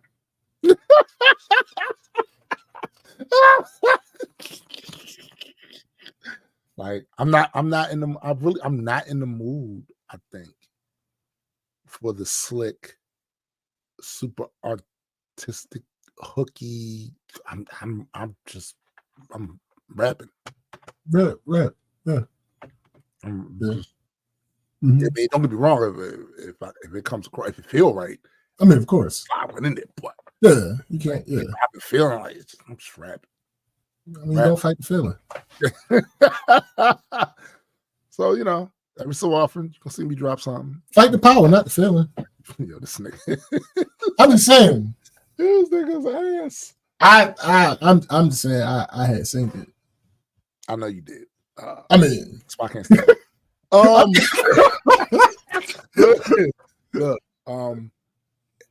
I'm in this window, this era, right, where you know how you find a way to balance. You struggle and you do this and you cheat on one side, and I'm at this thing about Like, not only am I writing like crazy for comic book shit, but I'm also doing that, right? Mm-hmm. And I'm doing all the prerequisite stuff you do before you're about to drop some shit. I'm doing all of it, and it's instinctual. Like, all right, Mm-hmm. it's that sort of thing happening. This Mm-hmm. week told me, stop fighting it. Mm-hmm. Stop fighting it. I didn't want to do it. I've done it. I hate the music industry. Y'all, look, I hate the music industry. I hate what it's become now. I hate kind of what it's always been, right? Well, sure. Yeah. I hate it. Yeah. And after I done dropped 10 albums, not including collaborative stuff. Right. So the shit is, it became old hat to me. It was it's doing the same thing. Ain't about none of that. It's not even about that. So I'm not going to do it like I did before. Do something else. Do it differently. You know what I'm saying? Thanks. I don't feel like I owe the world anything. Correct. That's a freeing feeling. Mm-hmm. Right? I don't owe the world shit. As a matter of fact, the world owes me. I said it. You have been pissing me off for quite a long time. Right? I've been fretting over the shit that, damn, we about to do something stupid. We about to fuck it up for everybody. It's about to be fucked up.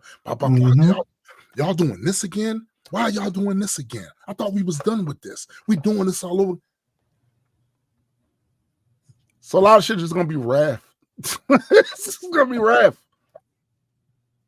Look at this nigga with his hands. It's all right. A lot of shit it's gonna be wrath. Excellent. Like I don't like it. I don't like how they paying niggas. Like paying niggas. Let the hate flow through you. Cents on every fucking stream. You literally have to have thought. They changed earlier this April. If your shit don't have at least 1,000 streams, they ain't like. I hate all of this shit. There is a lot of that Emperor Palpatine shit right now. Right? There's a lot of that shit happening right now. I hate that shit. I hate the entitlement. I hate Hollywood's entitlement too. I hate the entitlement of a lot of artists. In this industry who think that shit's supposed to stay a certain type. No, shit changes. Right. You gotta adapt with it. And that's the shit I was saying for you fucking years. And now motherfuckers are at the point where you got to make a decision. You're going to have to make a decision how you're going to do this shit, right? It's a lot of shit I'm angry at. I'm angry at rappers for not rapping, but now they rapping now. They rapping. I was mad at the audience for letting vibers call themselves rappers. Niggas ain't rapping. Now niggas is rapping. This is rapping, man. This is rapping and the people are loving it. That's the other thing. You got to strike while the iron is hot because this is a cycle too. This is a cycle too. Yeah. And I know we're going to get back to motherfuckers doing this on track. Well, I mean, sure. But I know we're going to get back. To quote the great Barry Adrian Reese, bars is back. Bars is back. You know what I'm saying? The energy, right? So you got to listen. For some people, they are completely isolated with a lot of this. So things that happen around them does not affect their productivity. I've never been that type of person. Like I always absorb, like much like Goku with the spirit bomb shit. I always absorb whatever's happening out there, and it fuses it into bars. So it's like, I throw it at y'all. You know what I'm saying? So it's asked now. It's been asked for a while. So a lot of shit is accumulated, build up. There's a lot of shit I don't like. And you come to that, I came to that realization this week. There's a lot of shit I don't like. And that fuels my writing. You know how people say, this person was my muse. When my kid was born, that was my muse. That's never been. My muse has the very first song I ever wrote was called The Grim Reaper. There's never been a time. Right. That shit fuels me. And it's fucked up that the world is so ass. It's fueled me for 40 years. That's crazy. That's crazy. Yeah. So that's kind of what I've been doing this week. I've been getting beats together, writing, jumping from one thing to the next. All right, I spent some time on doing this. Now, shit I got to write for the comic book. Shit I got to do for that. Shit I got to do for this. One thing, the other thing that happened this week, I hate to see my wife in pain. I hate right, or frustrated or whatever. It bothers me because then I feel I even if I'm probably more of an irritant at that point, trying to solve it or whatever, I have to do it. So right. She had to get another medical procedure done this week, and I'm glad it happened because I hate to see her in pain as she was. Yeah. And I hate when you at a point where it's just about pain management because they don't really have. I hate that shit. Yeah. So me and my son went down with her down to the hospital. They did the procedure. It was really quick. And she was out and it wasn't even, but she's feeling better now. So I'm feeling better because I don't got to see her walking around here, limping around here and all that other shit. Facts. I was telling SBJ earlier, I went out and looked outside, noticed the front lawn is cut and the back lawn is cut. Something about that. It feels like burdens just I felt good about that. Yeah. I started walking a little bit more. Because 260 is not going to stand. Right. Well, stand.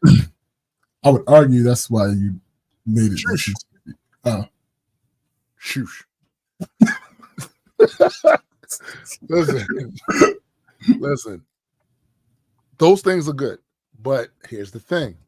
Remember what I told you before about the music?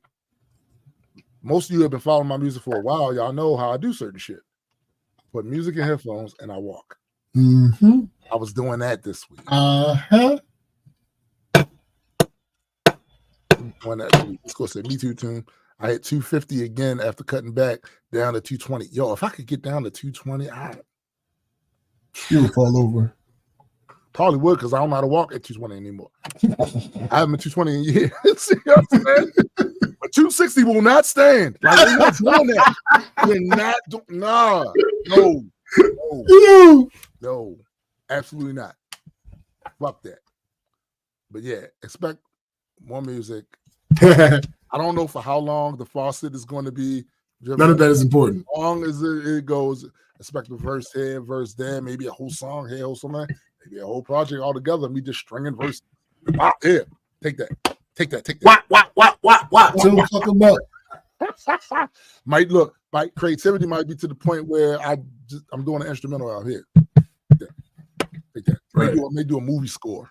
like this some shit. Like there's some other creative stuff that me and SBJ working on as well. From a mixing music with storytelling and all that other shit too. So like there's things. Oh, there's irons in the fire. Yeah, I had to come to that epiphany this week.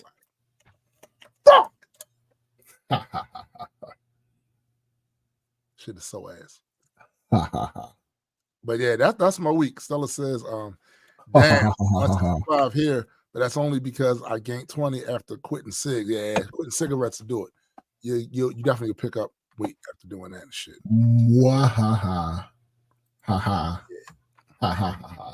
And I never smoked. So for me, it's just about food be good. food be excellent, my guy. Yo, I just made some chicken Alfredo yesterday, bruh. And then Chrissy Gardner made some buffalo chicken dip. There's some dip. Oh, yeah. And I had made the garlic bread for the Alfredo. She had brought the dip over, and I was like, "You gotta eat the dip. You gotta eat the dip." I'm like, "Oh, I got garlic bread." Don't you love it when a plan comes together? Oh my god, nigga! What? There'll also be some new merch going into my store too, just so you know. Word. So a week. Walgreens. No, I need to stay out of this particular Walgreens. You still going back to that damn Walgreens? The problem is, what's the problem?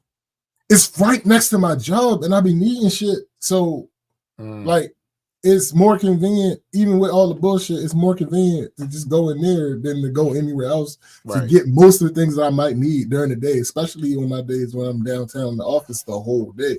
It's like there's nowhere else to go really that makes any sense except going over there. So before anybody asks, yes, that cooler is still broke. Yes, it still has the same sign on it. And yes, it still has the same exact drinks inside of it. I don't understand why they wouldn't take it out of commission completely and remove the drinks from it and put it in the main cool, whatever. Right. That's not even what I was there for. Right. So I went in there to get some cough medicine. And as I'm walking back towards where the cough medicine is, I see this lady walking towards me. He's like, yo, I did not see this. Yo, this cool is ridiculous. I've been finding really opportune times. I think it's inside my mind, but it happens. I see her walking toward me in the aisle. She's not really walking towards me, but we're walking in the same, in opposite directions toward each other. And he's checking the aisles, obviously looking for something specific. He stops and yells, "Oh, hell nah. Who took my chicken oodles and noodles?" What the fuck? Shit. What the fuck? This is fucking ridiculous. I'm like, so I'm gonna need you to calm down. That's a bit. So I keep walking because that ain't none of my business. Right. Now I'm like 3 hours over. I still hear her yelling. Where the noodles at? What y'all do with the noodles? Where the noodles at? I see the beef ones, but where the chicken ones at? I'm like, yo, I have to leave this place. You gotta stop going. Of course, yo, I gotta stop going there, but there's no fucking real alternative, my guy. Like, I wonder if there was somebody I can contact. Like, hey, you know what's going on in your store? Like, do you understand the depths that this store has sunk to? It was not like this the whole time I've been down there. It was much better before. And then one day it was like a switch flipped and the shit just went downhill from there. Like what the fuck is going on? But anyway, work. Couple things from work. Quick annoyance. It's just a small annoyance that happened this week. Nothing too serious and nothing too crazy. Whoever came up with the phrase, "There are no stupid questions," needs to be shot. It's they need to be shot. They do, because that's so not true. Yeah. They absolutely need to be shot. I understand the idea of asking questions while learning. Well, absolutely. 100%, because it's valuable to the process. Yeah, but if the person learning is an adult, I feel like some responsibility should be on them to understand. Oh, no. Listen.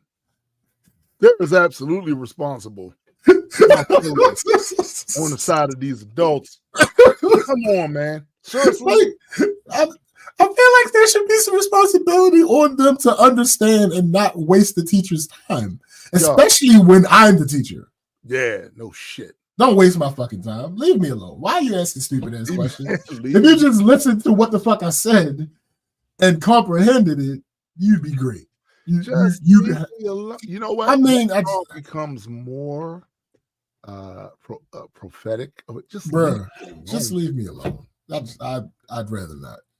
Matter of fact, get somebody else to do it. But anyway, again, this wasn't a big thing. It didn't really have a big effect on my day or anything. It was just annoying as fuck. Right. I had to add a new employee to the time clock in our main office. I don't think she's wrapped too tightly. So one of the ladies in payroll asked me if anyone had asked about adding this employee. I said, no, nobody's come to me about this yet. She said, okay, cool. Could you do it? And she hands me the employee's employee number. I'm like, okay, cool. So I go to where the new lady is. Mm-hmm. She was being trained. I excused myself. I said, hey, do you have a minute to get put into the clock? Okay. The person who was training her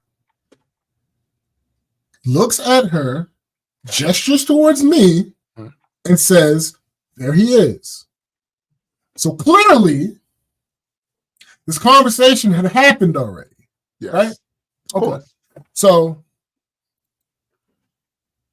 because it was just brought to me, I assumed that it not only had it happened already, but it happened recently. Right. Right. Okay. Well, the newbie apparently didn't hear what I said. So I repeated myself. Which is fine. It's cool. People say I talk low. Like for this. I hate that shit with a passion. But people say I talk low, so cool, whatever. No problem. She then asked, after she heard me, she then asked the person who was training her if she had time. Ma'am, she literally just gestured for you to come with me like 15 seconds ago. Yeah, come with. What do you mean? What do you mean? Do you have time? She told you to do it. Like, I don't. Okay, all right. So we get to the clock, and I just knew she was going to do the thing that I hate, that quite a few people do when I put them in the clock. So the process requires the person to put their finger on the fingerprint sensor until the clock recognizes it as a fingerprint. Mm-hmm. Once the clock recognizes it as a fingerprint, it makes a little beep. Okay. This happens 4 times in the process because it has to account for any different way you might put that finger onto the sensor. So it happens 4 times to get an average and understand, blah, blah, blah. These are the words that I always use. This is my script that I have to instruct them. Okay. I say, any 2 fingers you want, which one do you want to do first? How about one? They tell me what finger they want. I then tell them they can do that. I tell them to place their finger on the sensor until they hear the noise. Uh-huh. Once the first instance of recognition is complete and the noise happens, I simply say the word again. 100% of the time, people understand what that means. 100%. There's never been a time in the 5 or so, no, it was before COVID, so maybe 6 or so years that I've been doing this, not once. Right. Has anybody heard me say again and not done the second one right? Right. It happens every time without fail. After the second instance of recognition completes, I again say, again. And again, 100% of the time, people understand this. Mm-hmm. After the third instance of recognition completes, I say the word again. Now, for some reason, this fucks up about 55% of people. Mm-hmm. And of those 55%, 100% of them ask the same question. Same finger?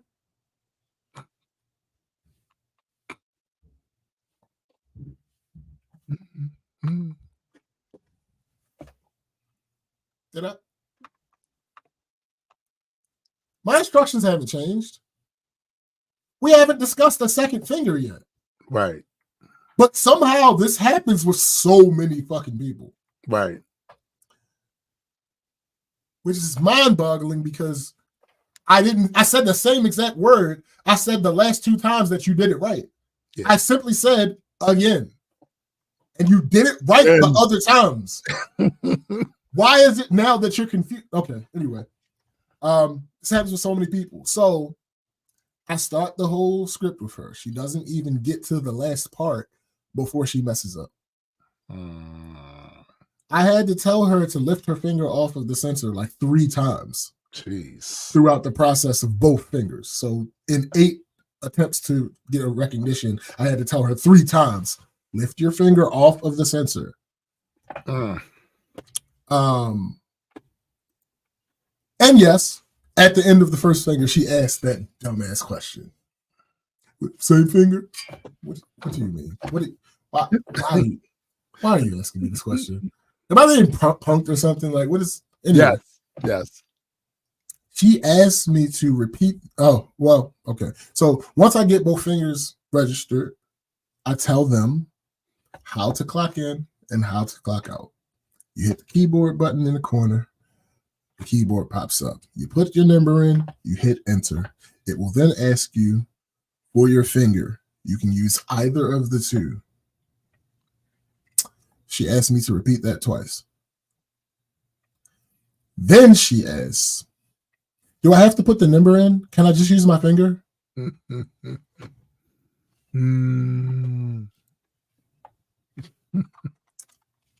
What? Why? Why are you asking me this question? They asking to understand. No. No, I'm fairly certain. No. Like I just don't. If that were an option,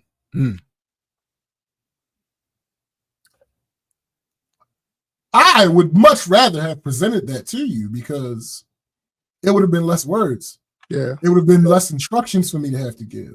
Sure. It would have been less things that you had to learn. It's true. Can I just put my finger on there? Sure, but nothing's gonna happen. Like what? What are you talking about? Anyway, you want to put it, but right? Like anyway. Next thing from work. I don't know how much of the story I've told. I know I've told parts of it, but some of it is things that I can't say. So, but the story itself has finally come to a conclusion as far as my involvement in it. So let's go over it. So there's a thing that exists in my job that is pretty ridiculous. It's a concept in my job. It's very ridiculous, but I cannot say exactly what it is. But if you pay attention to the story that I'm about to tell, you might potentially come to a conclusion that I will never confirm or deny. Oh, damn. Okay. So we have training managers, too, whose job is basically to assist in hiring and then training people. Oversimplification of what they do, but you get the gist. Right. I'm close with both of these women. They're cool peoples. The position is relatively new. The decision was made to give them their own headquarters, which was really a really, really smart thing, really helpful. It just made all the sense in the world. Right. Cool. The reason I was involved is because they asked me if they could get 2 computers for the training center. I'm like, that makes sense. Absolutely, you can get 2 computers. Let me go talk to my boss about exactly how we want to do this. But right. Yes, I'm right. Sure. I'm absolutely certain that you can get 2 computers. Right. Talk to my boss, and the stipulations we came up with is they need a self-closing door that locks automatically, and they need a dedicated alarm system because it was going to be it's in one of our apartments that's under one of our rental offices. All right, cool. Add on top of that the basic things that the space would need in order for the computers to work. Right. And all of that had to happen before I brought a single computer out, because there's no point in me bringing them out if I can't hook them up. Right. Yeah, right. These managers were told sometime in late March that it would be a 2-week process to get this apartment in proper condition for what they needed. Okay. On March 22nd, I went out there and I looked at the space to see exactly what needed to be done. They were already in the process of making it over. So, because again, a couple of days earlier, these managers were told that the whole process would take about 2 weeks. Right. So I went out there and looked at the space. trying to see what needs to happen for the computers and the phones and all of that type of stuff. All right, I figured it out. Someone was there who was running wires for the internet. I told him exactly what needed to be done. Also, before I realized he was there, I texted his boss and told him exactly what needed to be done. Right. Now, I know I told this next part, but I'm going to speed through it. About a week or so after what needed to be done was supposed to have been done, the managers got their new phones, which are voice over internet protocol. We talked about the difference between using Ethernet and using the phone line for the phones, right. Blah, blah, blah, blah. And I went to hook them up. They didn't work. The ports I told both of these guys to put the Ethernet cables in are power over Ethernet. So connecting the phones should have powered the phones and connected the phones to the network. Right. That didn't happen. So I used the power cord that came with the phones, thinking maybe they just put them in the wrong ports. Nope, the phones still weren't connecting to the network. Okay, cool. Exactly, Mike. You know so well how these things go. So, what I was not going to do is beg or chase either of these grown-ass men around to do their jobs after I did what I was supposed to do. Nah. And again, like I said, I'm close with both of the managers, so every now and then, James, can you? Nope. I'm sorry. I understand your frustration. I get the issue. Nah, we're not doing that. We're not doing that. We're not doing that. I understand your frustration. I get what's going on. I can't help you. I've done my job. I did what I was supposed to do. What you're not going to do is I tell you how something is supposed to go. Yeah. And you wave me off. Okay, fine. I informed you thusly. Wave me off, but I informed you thusly. So, the result won't be the result. So you can, right. You know what I'm saying? Hey, I did my job. I did what I was supposed to do. Good luck to you. Yeah. So, Godspeed. Bruh. I did what I was supposed to do. For whatever reason, they decided between the two of them to not do what I said. It clearly wasn't my business because they didn't share it with me. That's the other thing about like business part of it. See, if it was anything I needed to know, they would have told me. Surely. Yeah. So, they didn't tell me, so I just assumed they found a better way or whatever the case may be. Hey, more power to you. Is it done? No? Oh, okay. Oh. Well, I think you guys will figure it out. Yeah, like I don't. Whatever. Meanwhile, one of them had the audacity to inquire about when the PCs would be ready to be delivered. Also, I see. So they are now shifting. Yeah. Absolutely. Yeah. And my response was, when everything's ready. And then they informed you thusly, but everything. Oh no, they ain't say nothing. No, when everything's ready, the PCs will be delivered. And that's how that works. But there will be no PCs. Not a moment before I get word. Keyboard, not a mouse. Not a monitor, nothing. Not the moment before I hear that everything is done the way it's supposed to be done. Weeks pass. Mind you, this whole process was only supposed to take 2 weeks. Weeks pass. Every time I go over there during this time, one of the managers asks me, hey, you got the PCs? And every time I ask them, do your phones work yet? Did they do what they were supposed to do? Because if your phones don't work, that means the PCs ain't going to work. Because they connect through Ethernet. I'm not bringing the PCs down. I'm not bringing the PCs out here until that's... More weeks pass.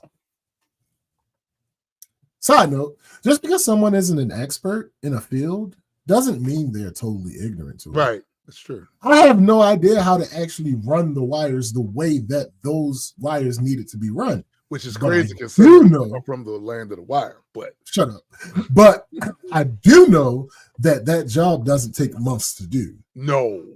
I've seen entire rental offices with 10 plus computers have an entire office run in one day. Yeah. So I know it doesn't take months to do. It can be done. Right.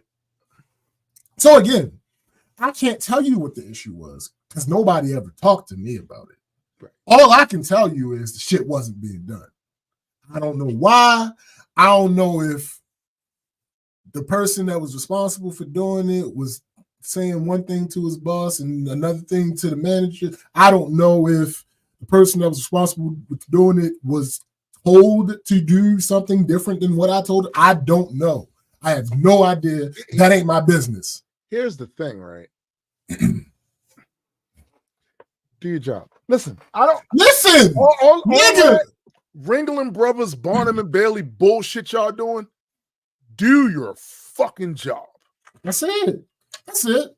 I asked for a very simple thing. You didn't ask. Listen, I sat here this whole time listening to this shit. I'm waiting for the thing you asked for that was so egregious, that was so outside of the lane, that was so crazy that surely your sense of entitlement and privilege of being an IT person has mucked all this up. And all I found was motherfuckers, everybody else doing their job except for the people in question. So, and then on top of that, not informing you of the reason why the shit wasn't done. Right. But you let them know from the jump, this is what I require in order to bring these things out. And they ain't do it. And weeks have gone by. Like weeks, months. Months. Like, so eventually one of the guys responsible says to me that all the wires are run. Right. But it's possible that they may not be terminated in the closet. First of all, this isn't the first time that he's told me that the wires were run. Right. Second, and this isn't the biggest deal because I know how to terminate the wires, but why would that be the case? Why would you only do the job halfway? But I go to the closet in question the next time I go out there, and no, there are no cables in that closet that aren't terminated. Right. Every cable in there was terminated and plugged into a port on either the router or the switch. Right. I go down to the training center, and what wasn't working before is still not working now. Okay.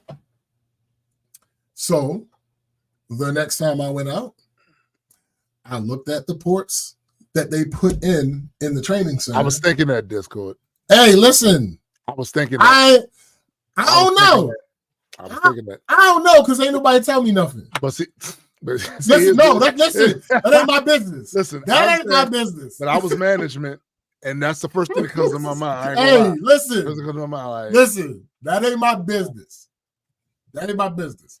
Next time I went out, I looked at the ports that they put in the training center for the cables, and I noticed something. They have a double Ethernet port in the back office area, which is not where the PCs were going.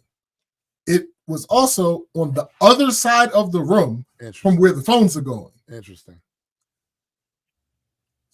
In the main part of the training center, there was only a single port where the PCs are supposed to be going. So all of that time, at that point, it had been 2 months, I think. A little under 2 months at that point. So all of that time, y'all never once stopped to ask anybody where everything was supposed to go. And mind you, this is not a situation of where like the ports already existed and they just connected the wires to the ports. Right. No, we don't have Ethernet ports in our apartments. They put those there. Yeah. We don't have Ethernet ports in our apartment buildings. Right. So they like I don't understand. Did you just assume? Or did you just do what was easiest for you? Like, I don't. Almost 2 months go by before asking questions, before doing anything. Oh, right. No, I'll take it back. They did ask a question. What? It's where the computers down. Did you? Right. No, they spent 2 months not answering questions. Right. Like, what do you? I'm confused. I'm genuinely confused. Okay. So the managers had to tell them that they didn't do that part right. Mm-hmm. Aside from all this, separate from this, the managers have laptops that connect through Wi-Fi, and the signal was having trouble making it down to their office. So I got them a Wi-Fi router to just create their own network off of the existing Ethernet network, right, so that the signal wouldn't be an issue. That everything would exist in that room for them, so that they would be good with that. So the two guys claim at another point that everything is done and ready. All right, I get both PCs and everything that go with them. I get the router and I head out to the training center because everything is done. They said, excuse me, sir.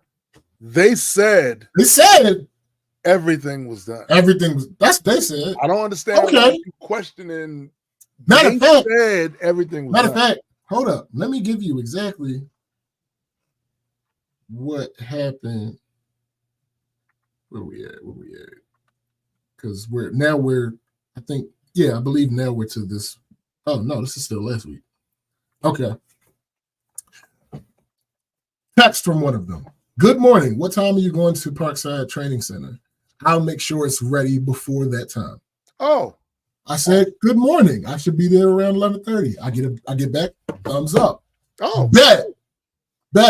Wait a minute. Was this a passive aggressive thumbs up? Because no. This is one of the reasons why I'm taking the "it's not my business" route. Yeah. Is because I don't have bad relationships with either of these guys. Right. I legitimately do not have bad relationships with either of these guys. Actually, one of them, when he first started with the company, he was my shadow. Interesting. 16, 17 years ago. So, like, I don't have a bad relationship with either one of these people. So, the other one texted me, hey, what time? This is the time. Okay, cool. From 11:30, he said, cool. I get there closer to 12 o'clock. Not on purpose. It's just what happened. Right.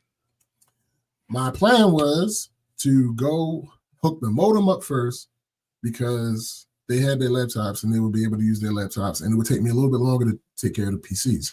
So I was going to do that first and get that out of the way. Well, when I get there, everything was not done and ready. Oh. Instead of properly moving the ports in the back office, they put super long Ethernet cables in them and ran the cable some ugly way. Instead of switching or adding a port where the PCs were going in the main part of the office, right? They took a super long cord and ran it in some ugly way. And I could have done that shit. Yeah. I could have done that easily. If that's the solution we were going with, it would have been done. That's true. It would have been done months ago. Tis true. It gets worse though. So I was going to set up the router first, like I said, but one of the guys was still there, still working in the back room. So I'm like, all right, so he's working back there. I'm going to go ahead and do that last then. So I went to set up the PCs. Now, when I set up the PC for the field and when I set up the PC for the office, it's different. Right. Obviously, the ones for the office stay in the office.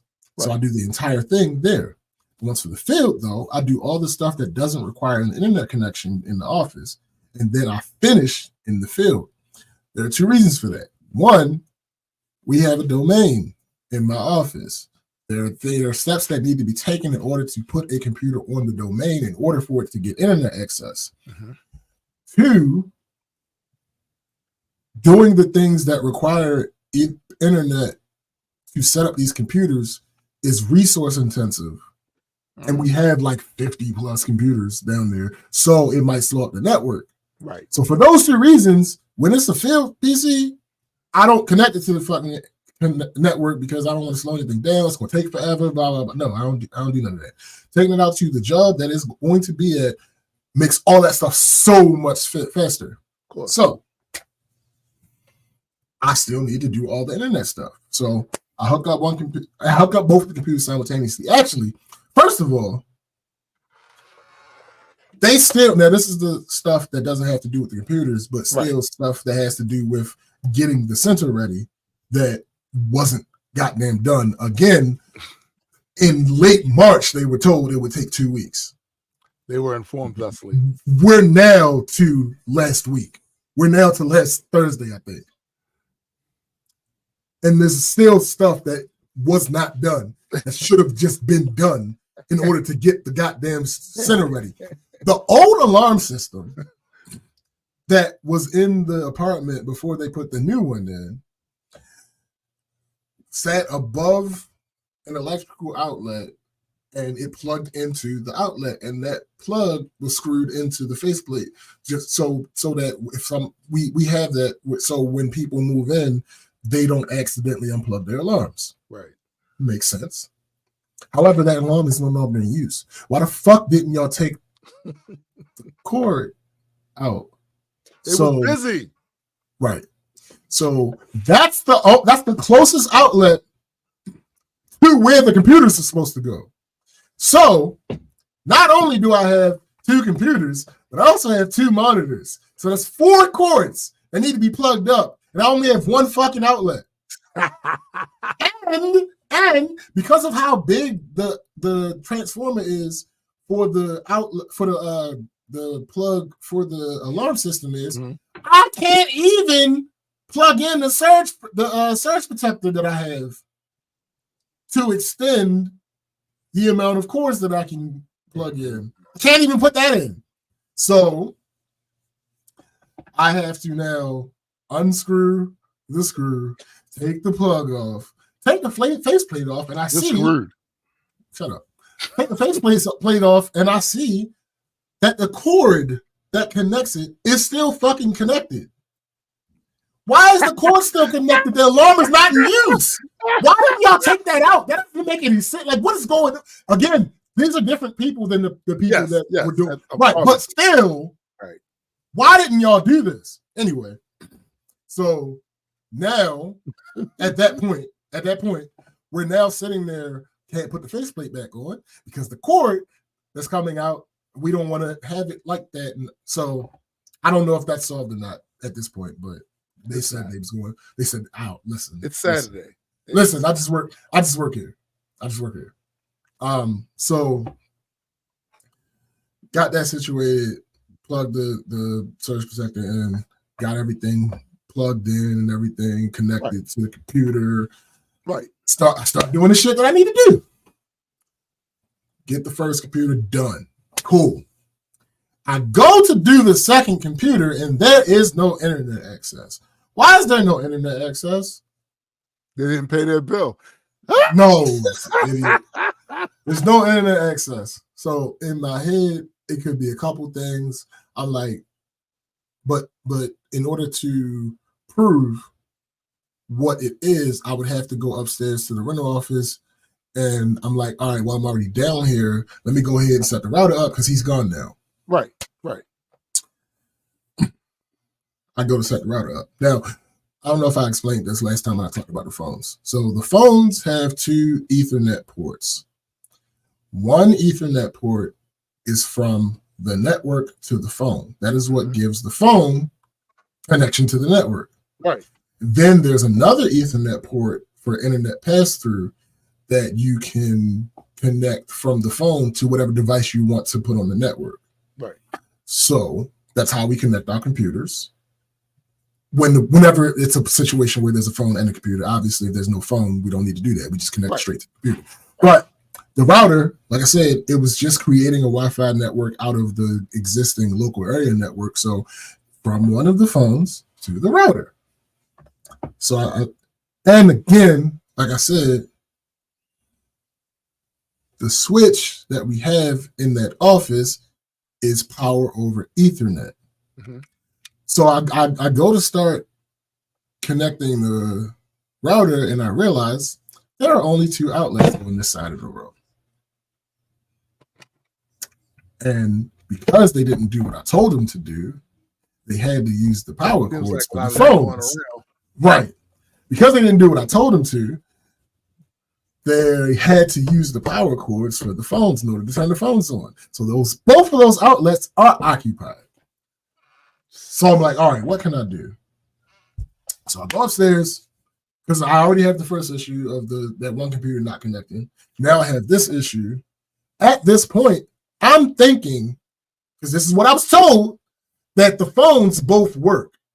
I was told that the phones both work at this point. So I'm like, okay, cool. Is that what you were told? Nigga. So I'm like, all right, cool. I went to the rental office and looked into that closet. Again, there are no cords in there that are not terminated. There are no cords in there that are not connected to either the router or the switch. So what I did, it's a lot of amateuristic, bruh. Yeah, like it's y'all do this. Right, so that's my thing. What the fuck is going on? Y'all do this. If there are certain aspects of this that I could have absolutely helped you with, and if you would have asked, I would have done it. Right. But because you didn't ask, and why would you put extra work on yourself when you already have things that you're responsible for? Right. So this won't be a group effort. This is a team. Right. Go in, do what y'all need to do, so I can go and do what I need to do. Exactly. One thing I'm not doing is bringing computers down up in this motherfucker when shit ain't. Right. So again, there are no cords in there that aren't terminated, and every cord that is terminated is connected to a port that produces the network. Right. So what I did was, at that point in time, I'm like, all right, I'm leaving here with something. I know I set the one computer up. Something else is going to happen. Fuck this. Because at this point, I'm frustrated. I'm because throughout the process, my pettiness superseded my frustration. Well, right. Listen, that happens. I mean, come on. So the pettiness in me of, oh no, I told them what to do. They're not doing it. It's not I don't got shit to do with it.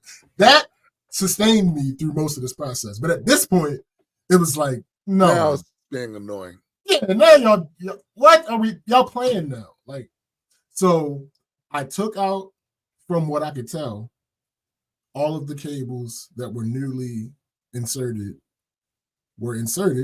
into the fucking modem and not the router where I told them to put it. Mm-hmm. So I moved them from the modem to the router. Right.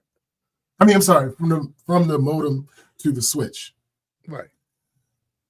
I go downstairs and the phone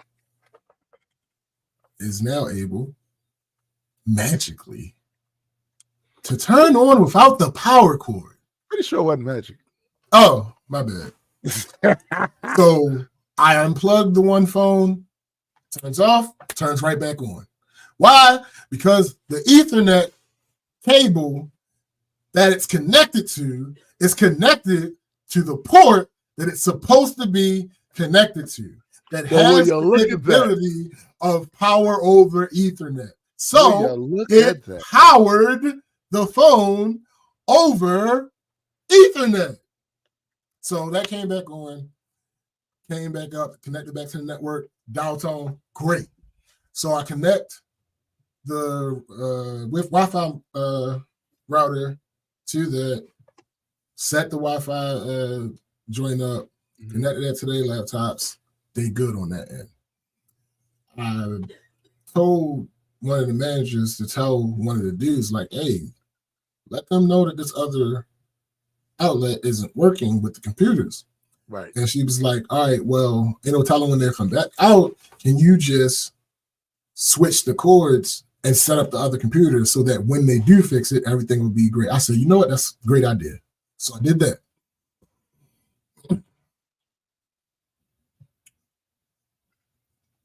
So at this point, both computers are set up. Again, I thought both phones were working. Right. I leave. Next time I talk to the managers, they asked me something about the phone. I'm like, wait, what do you mean the phone? I thought the phones were working. She was like, no, only one of the phones was working.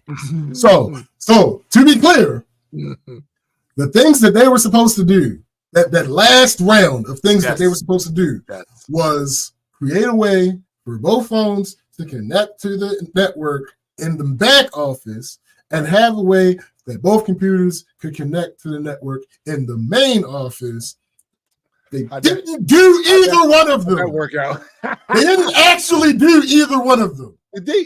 So at a certain point, right, they have to account for the shit they didn't do. No. And the reason they don't is the reason that I can't say some of the things that exist. One of these people, actually almost both of these people are inoculated from really being in any type of trouble. Well, what I mean by account is maybe not get in trouble, but there's no explanation for why they haven't done it. No. Because who will check them? For different reasons. For different reasons, they are almost impervious to being checked. And that's one of the reasons why I handled it the way that I did from the beginning. Like, no, I told them what to do. They didn't do it. I don't got nothing to do with that. Because I'm not about to stress myself out going back and forth with either one of them, which I don't anticipate I would have to, because, again, I don't have bad relationships with them. It's just that I'm not putting myself in that position.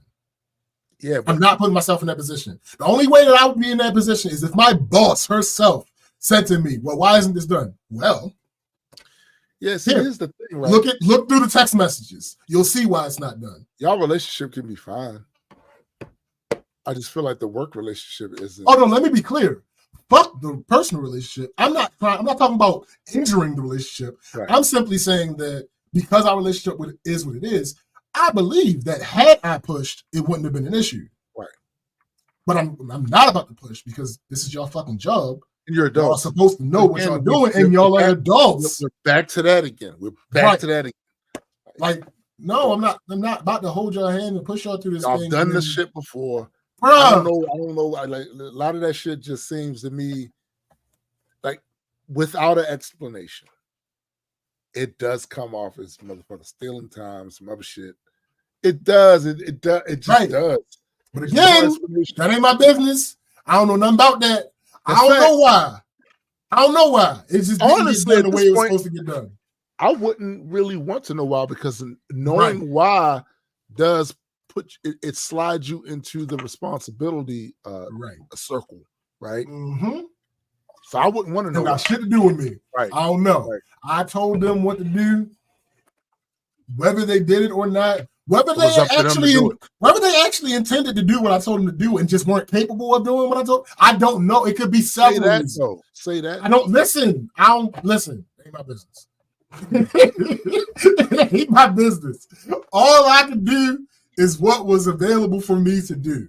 That's it. So I want the world as on record to show that there are times when SBJ minds his motherfucking business. Listen. My God, it don't happen that often. It don't happen that often. This is one of them. This is one of them. Okay, listen. I need help. Yeah. Nothing. Nope. And they say, okay. All right. Cool. I'm sure. Right. Right. You parked this pilot, that motherfucker. Nigga, listen. So I went back out there, and one of the managers was like, yeah, one of them came out and they was doing stuff. I mean, I said, what stuff they was doing? Hey, y'all, the doing stuff part always what stuff they was doing? She was like, they were like, he asked if there was a power cord for the Wi-Fi router, because I took the power cord out of the phone and put it in the Wi-Fi router. Yes, there's a power cord for the Wi-Fi router, but it takes the same power cord. So I just used it in the Wi-Fi router because the Wi-Fi router, I don't know if it's power over Ethernet, but I know the phone is. Right. So by asking that question, and the fact that you chose not to ask me, tells me you don't know what you're doing. Yeah, true. And you think you know what you're doing way more than you actually do. In this particular situation, because that person is extremely well versed. Like, legitimately, no excuse, like, no exaggeration. They are very well versed. Yeah. So there's always you have to understand your limitations, though. Yeah, there's always a blind spot on something. You have to understand your limitations. It's not my responsibility to fill in your gaps.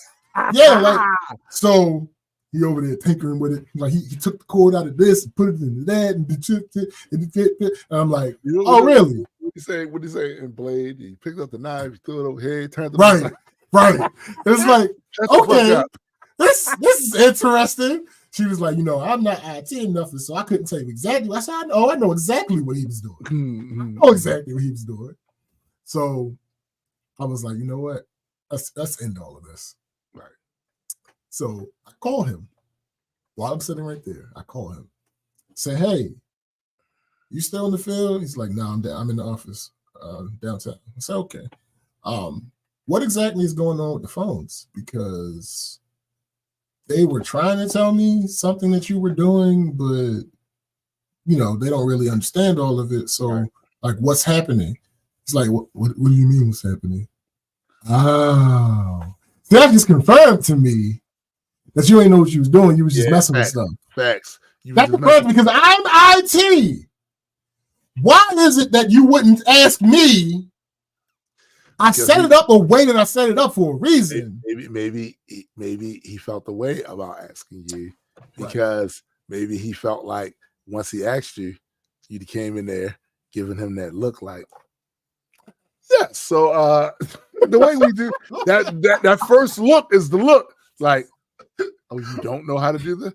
Because nigga, like, bro, like, what is? I don't understand. Just ask the question that you want to ask. That's all you got to do. And but again, to be fair, he is very intelligent. Well, I mean, he is very intelligent. So it's possible that he got the answer by doing what he did. It's possible that he realized, oh, okay, this doesn't work.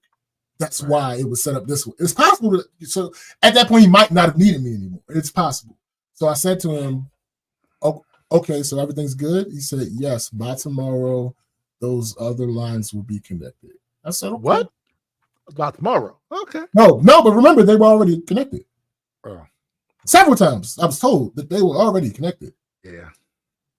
Right. Yeah, well, you were told a lot of things in this world. Mm-hmm. Told you that you lived in a meritocracy. Where you bust your ass, you would be It's rich. The example that I always use. We knew the earth was flat. We knew it.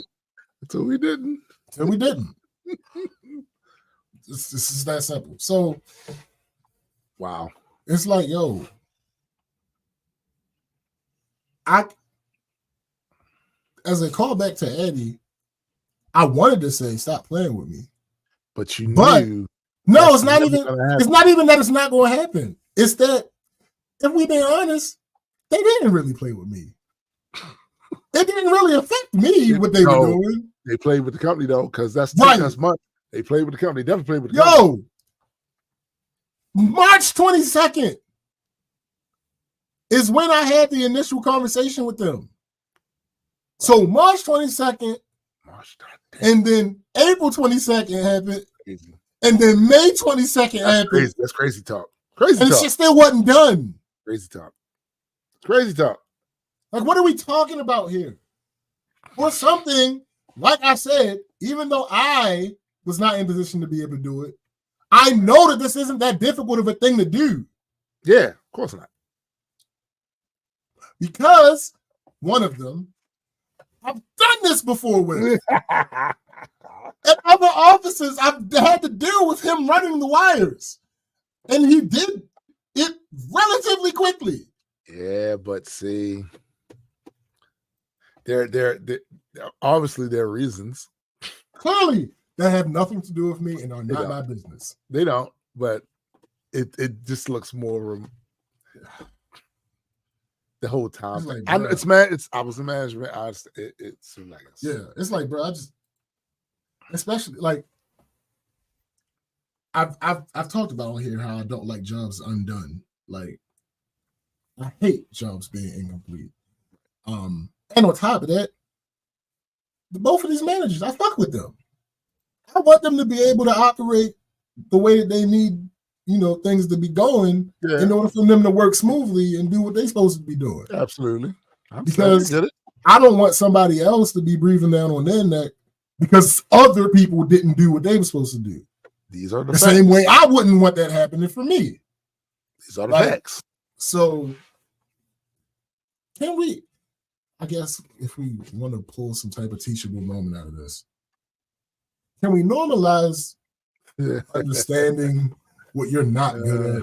It's always funny when I hear people ask, can we normalize certain things that you already thought was bruh, it should be. It should be. If I'm not capable of doing a thing, right? So the only exception that I will give in a work environment for not being willing to accept and acknowledge that you aren't good at a thing is if your supervisor is on your ass. Right. About something that you're supposed to know how to do. Yeah, absolutely. In that case, bullshit your way through it, my guy. I get it. I understand.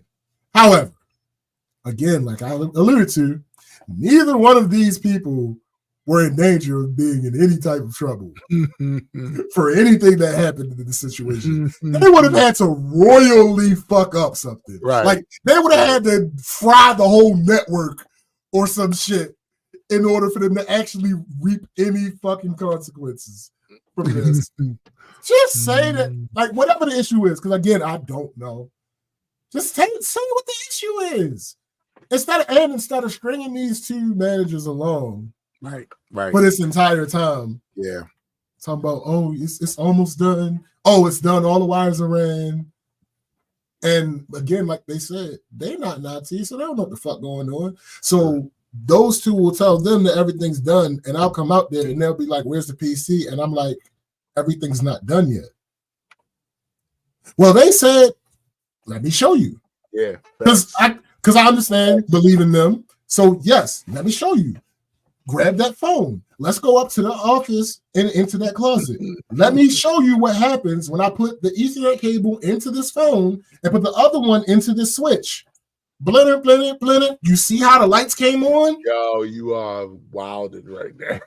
Let me go to the network menu. You see how there are numbers right here? What they are is not important. This is an IP address. It means that the phone is connected to the network now. Yay! Notice how there's no power cord here. It's just the Ethernet cable coming from the phone to the place where they're supposed to put the cord. So when you see this happen downstairs, that's when it'll be ready. Captain's got to teach stuff.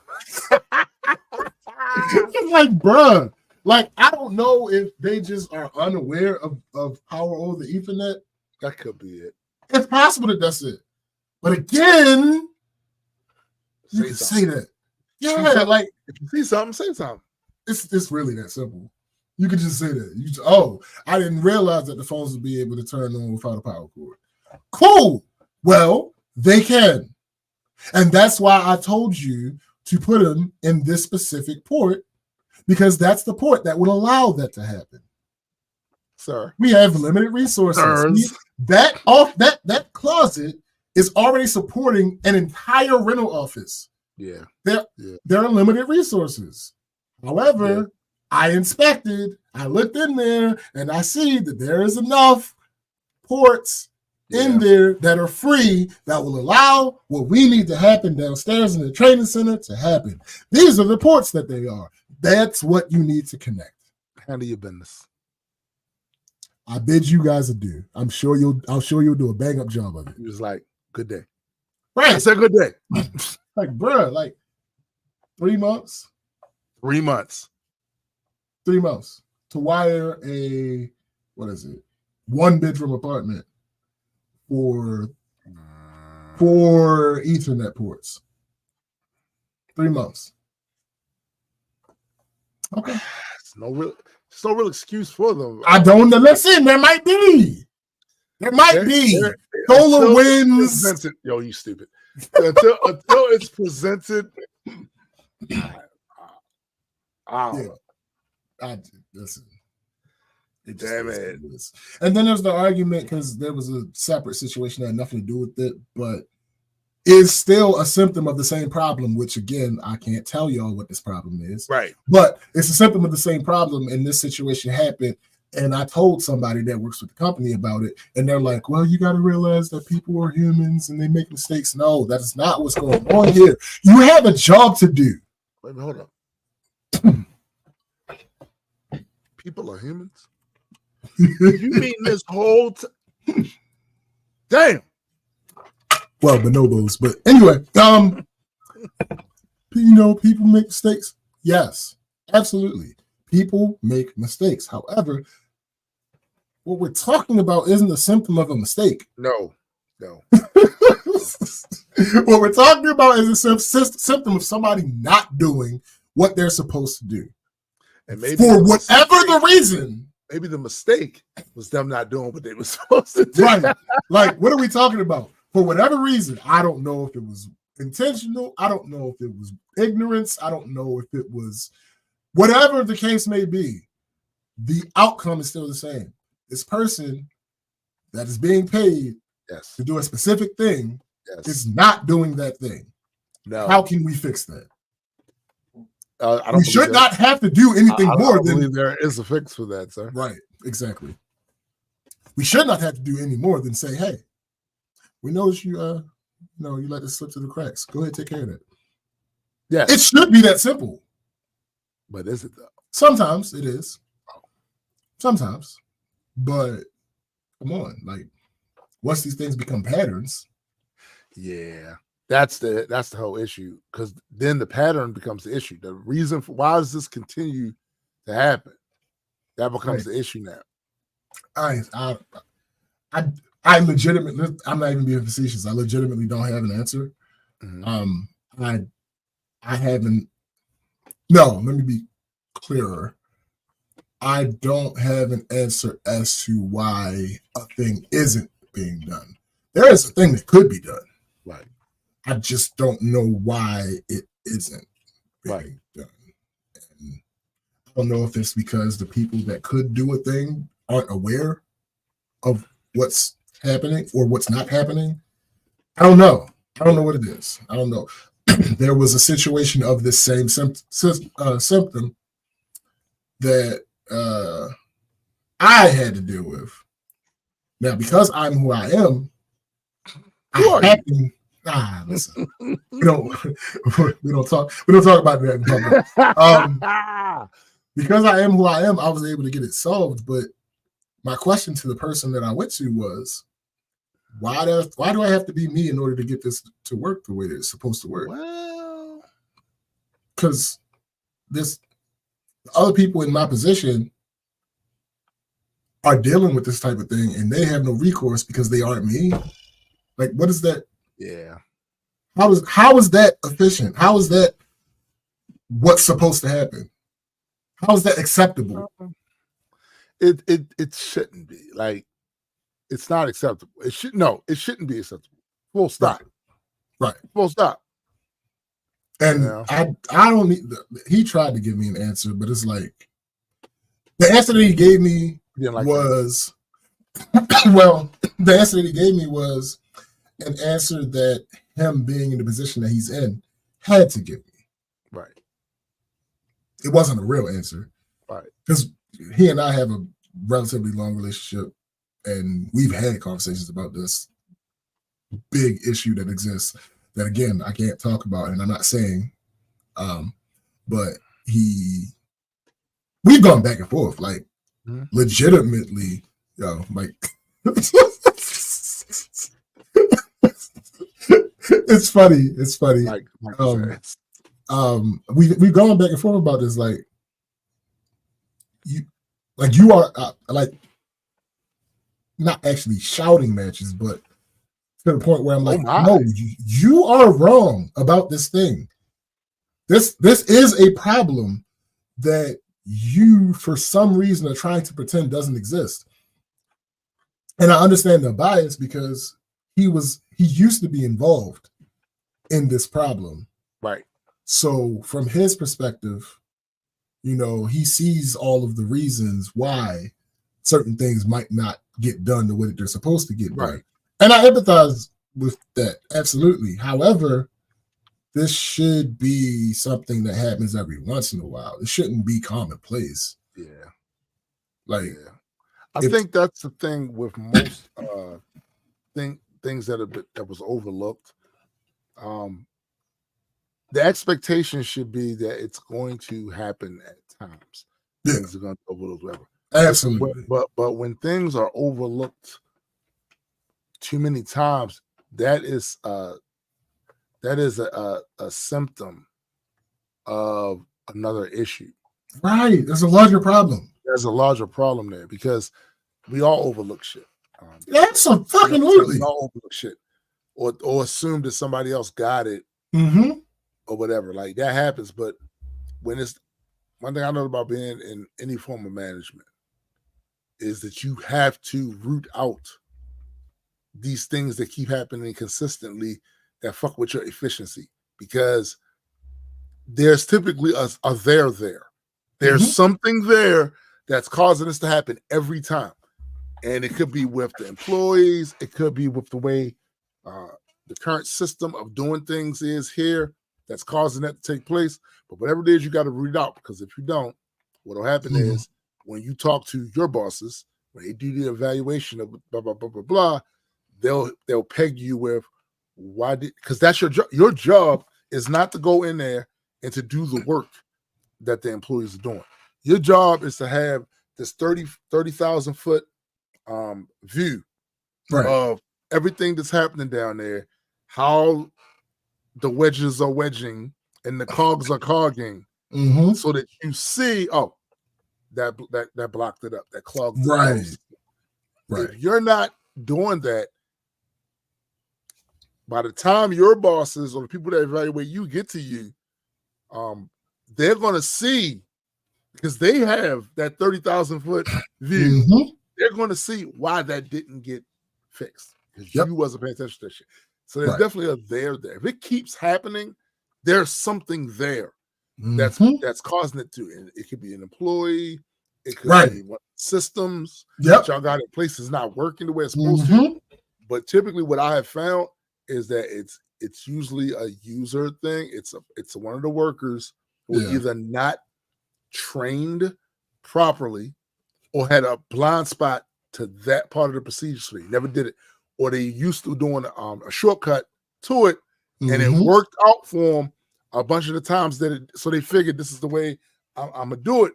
But something is there that you got to go, oh, that's a snag right there. And sometimes when you start pulling at that thread, you wind up pulling the whole workout. Because I'm like, oh no, it's you. It's the problem you're the issue. You're the issue. Not systems, none of that stuff.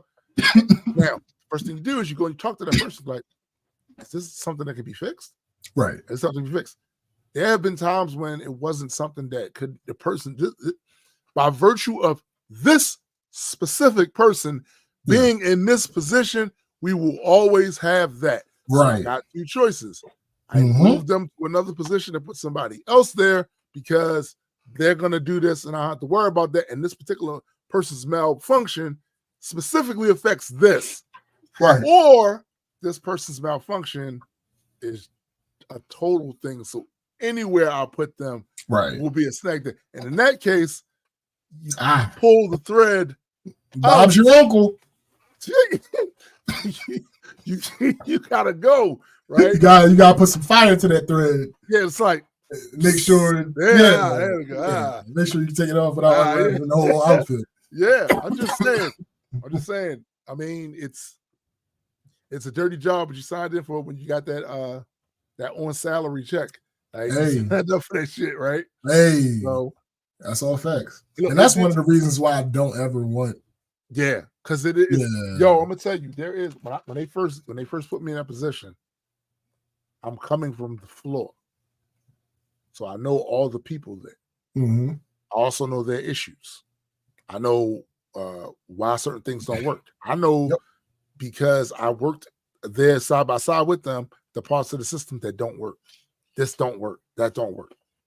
So you do have a certain amount of empathy for the workers when these problems pop up, because it's the way this is here is what's causing that. It's not him, it's not her.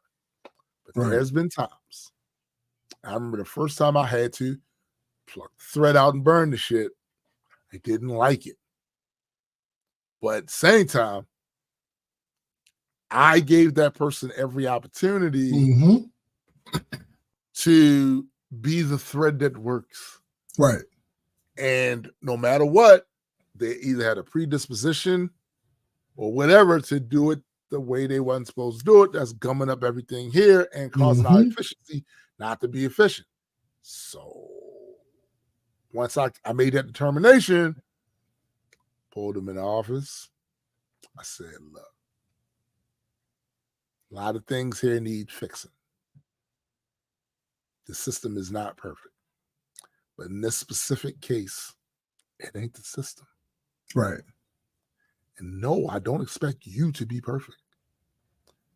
But this is not that. This particular thing, you can't stop. Right. And I've given you options. Other people have given you options. And we're still here. So I'm going to have to let you go. Hey, listen. I'm going to have to let you go. I'm just saying.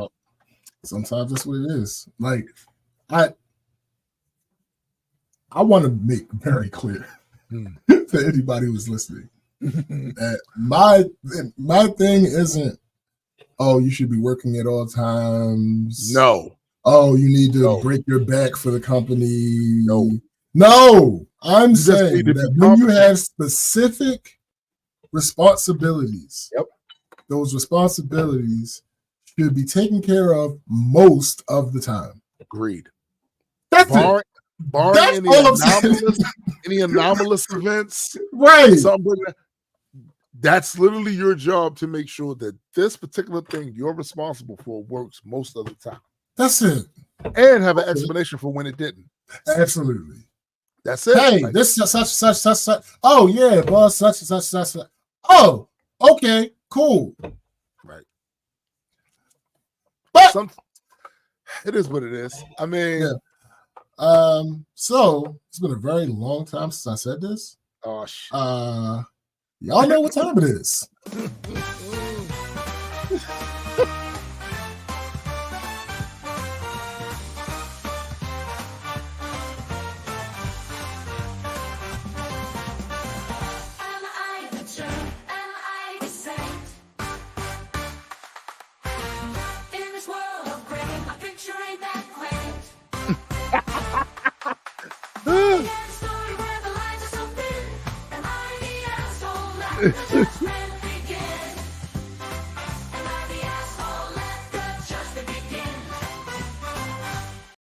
All right.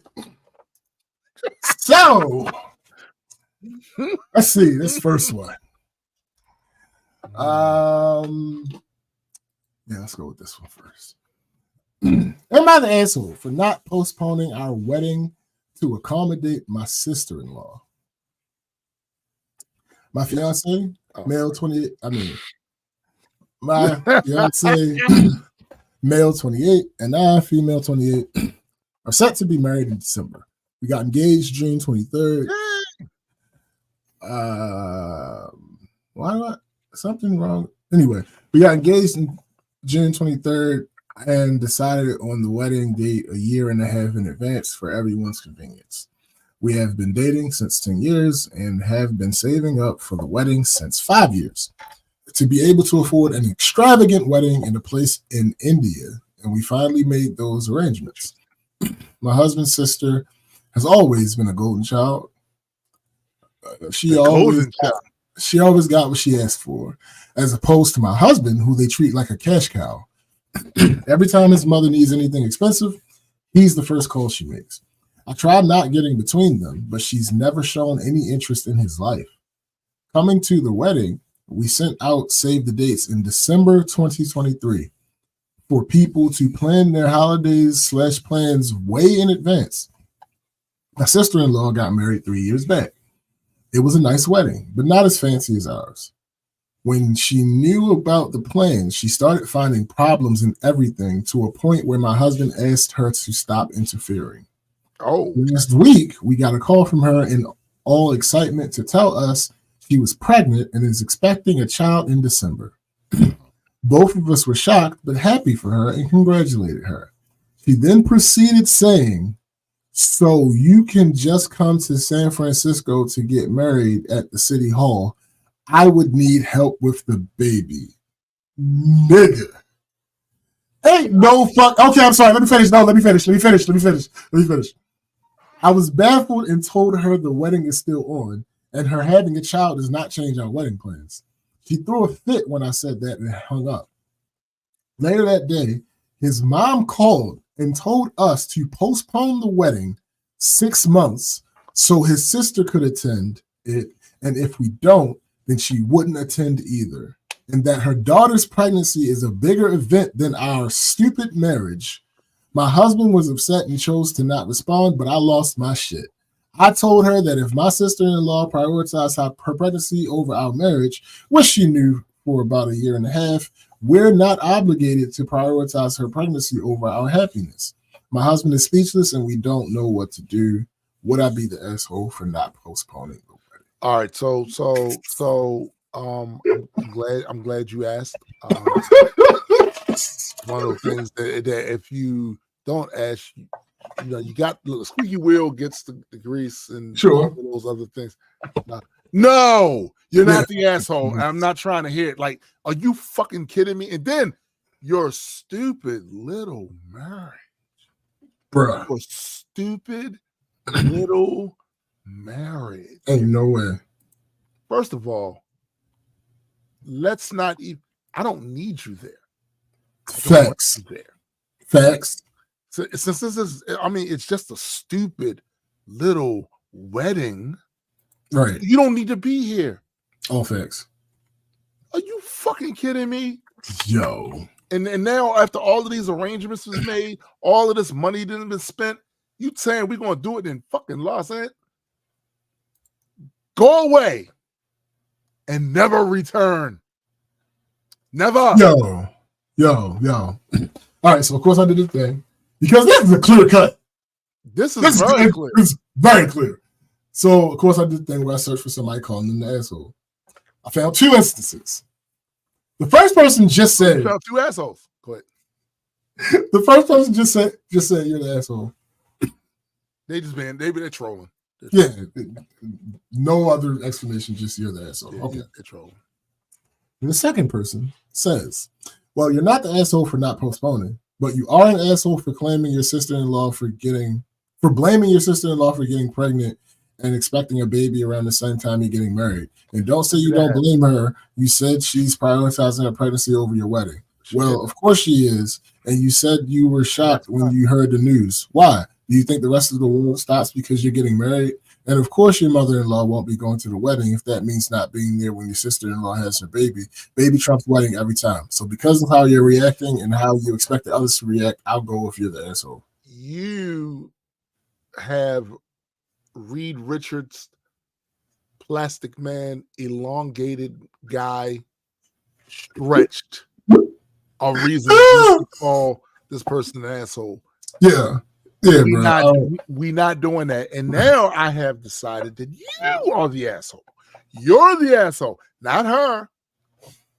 You. Listen to me clearly. And I don't know if Chris is still listening. We might have to fight about this. Because I don't know how this type of shit's never popped up. Y'all not gonna have y'all wedding in Los Angeles? There's no way. Listen to me clearly. I don't care if the matron of honor is due the day of the wedding. Yeah, no bullshit.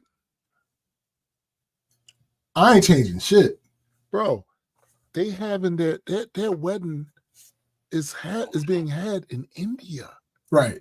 It would have to be something like one of our parents had some type of issue, but they couldn't get there. Yeah, bro, it would have to be something like that. They can't block us. Right. not one of our friends or siblings or cousins or whatever talking about, well, you're just gonna have to postpone your wedding because I'll need you here. What? And about the stupid little wedding thing. All right, all of that together. I mash all of that together. And I blame the sister. Because just because you about to push out a little crotch goblin after we done spent all this goddamn money getting the venue together, booking the shit, letting motherfuckers know, people getting their money together, people who may have to fly over there, right? All of this shit, and I am going to now, because you're about to push out another dependent. I'm supposed to. Yeah, ain't no way in the world. Fuck out of here. And Chrissy agrees. She said none of them would even dare say that. That's it's like, what are you talking about? It's insane. What are you talking about? Like, who are you? I don't even care. Listen, we could have had the best relationship in the world before this point. Yes. Who the fuck are you? What are you? Right. No. Because now, you can legitimately ask that question because whatever your relationship, I don't know this person. I don't know who this motherfucker is. You playing games. Ain't no way. So that was very clear cut. All right, last one. Okay. Am I an asshole for telling my husband we have different priorities than his 30th birthday? I am upset and think my husband is being selfish right now. I, 32-year-old female, and married to Alex, 30-year-old male. I am currently 3 months pregnant, and this pregnancy has been really hard on me. In the past, I have miscarried, so we are keeping this pregnancy a secret until about 4 months, and will not tell friends and family until then. I have awful morning sickness that has let up in the past month, and as I can't tell anyone, it has been hard, but Alex has really supported me in this time. Alex's 30th birthday was Wednesday, and I invited close family and friends over and got catering from his favorite restaurant. I can't cook huge volumes of food for guests or be up on my feet very long, and made sure the party was short by throwing it on a Sunday, so people would leave early for work the next day. The party for me was tiring, and while I wanted to be there for Alex, I was glad when everyone left, as I just wanted to go to bed. The morning after, Alex said he had fun, and I thought that was the end of it. For his actual birthday on Wednesday, I made him a cake and got him a birthday present.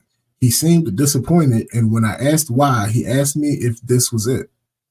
I was confused, and he said he assumed I was throwing him a big surprise birthday, as I knew how much celebrating his 30th meant to him. I told him no, his party was what happened on Sunday, and that I have been too sick and tired to plan anything bigger. That party alone was a huge effort for me, especially coordinating what worked for everyone else, which happened to be the Sunday and worked out best for me. I got upset, called him selfish, and have avoided him ever since.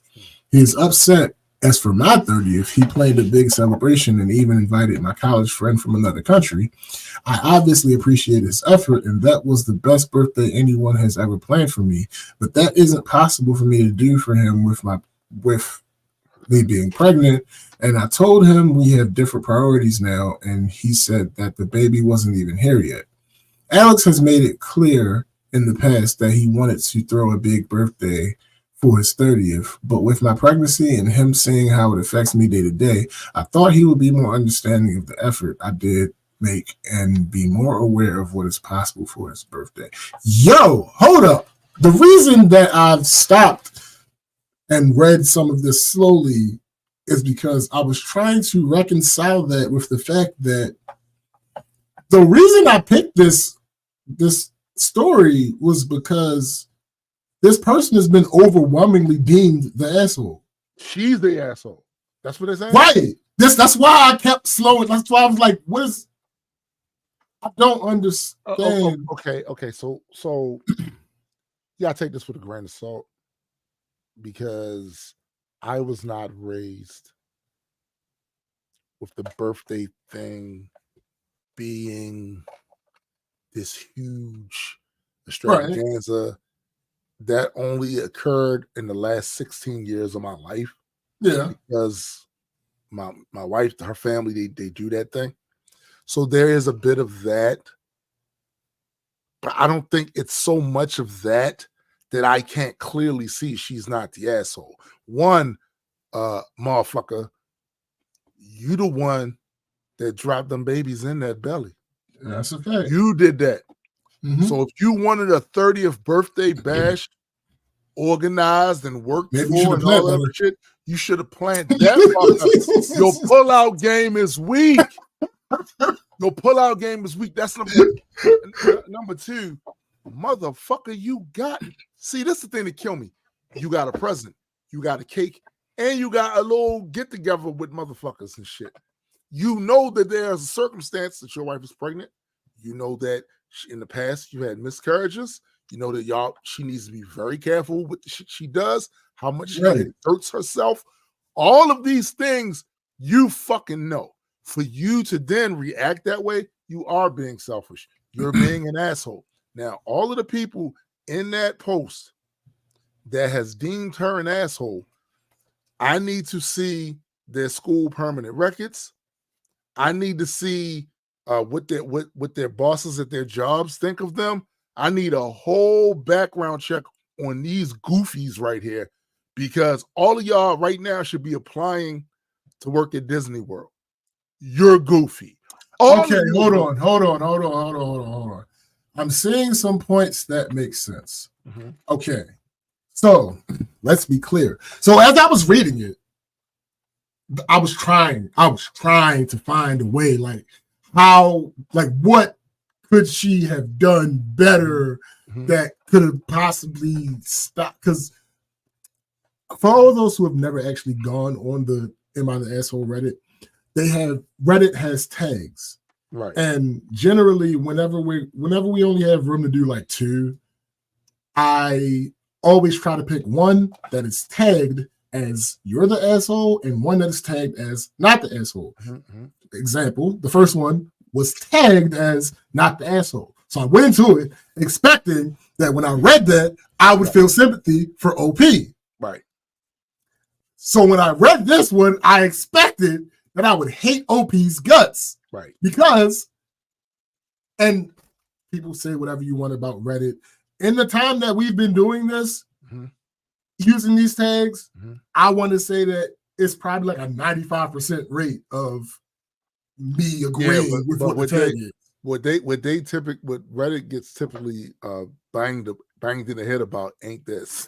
Right. It's for other shit. It's for other shit. Right. So, I started scrolling, and I will say there are things that she could have done better.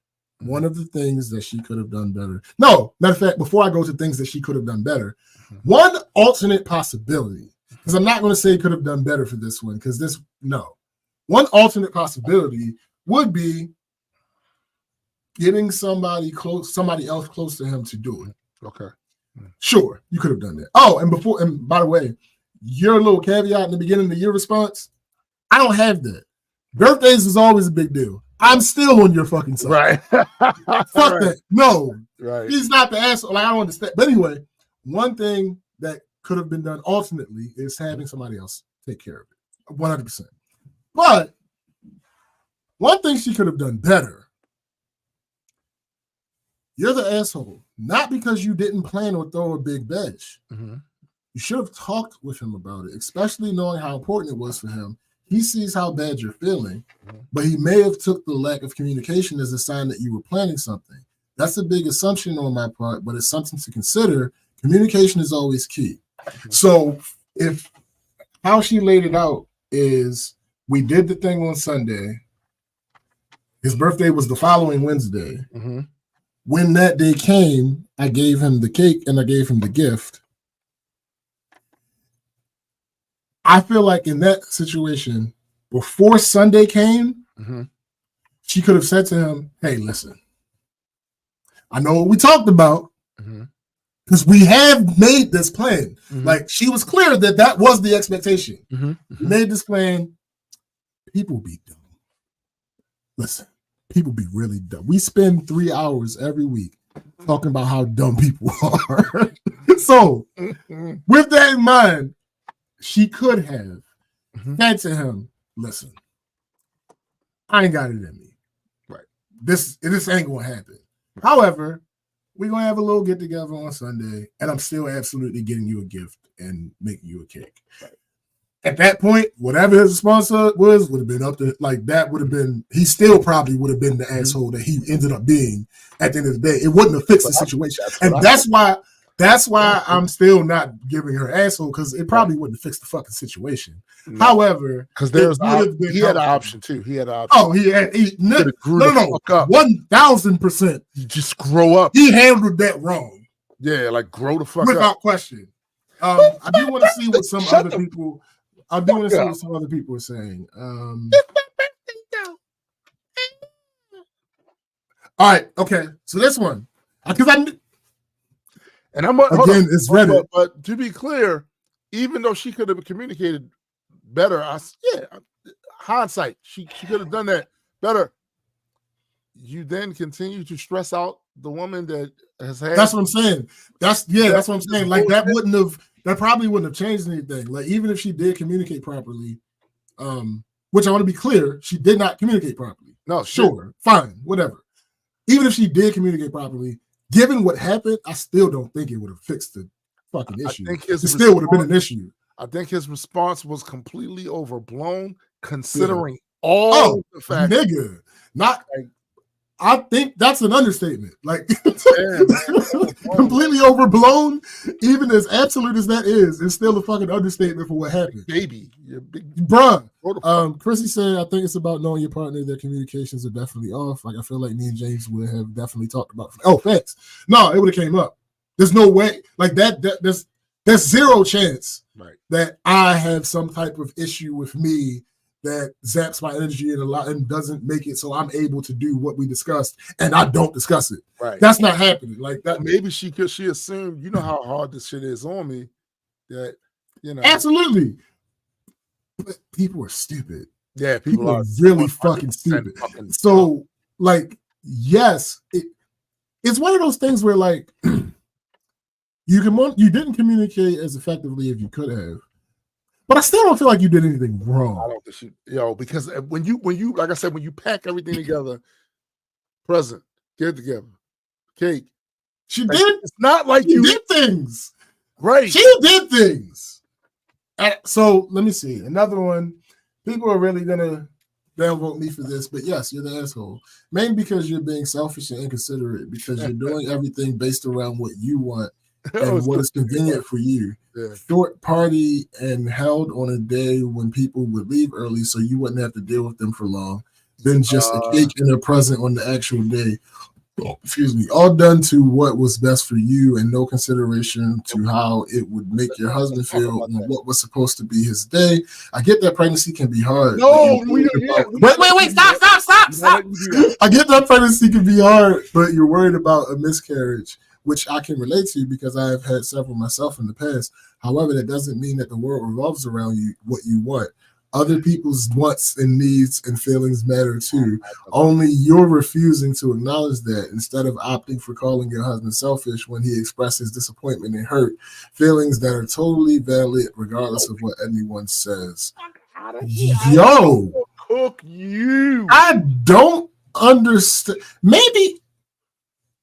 Am I really here? Yes. Right now? Is this really? Yes. This is.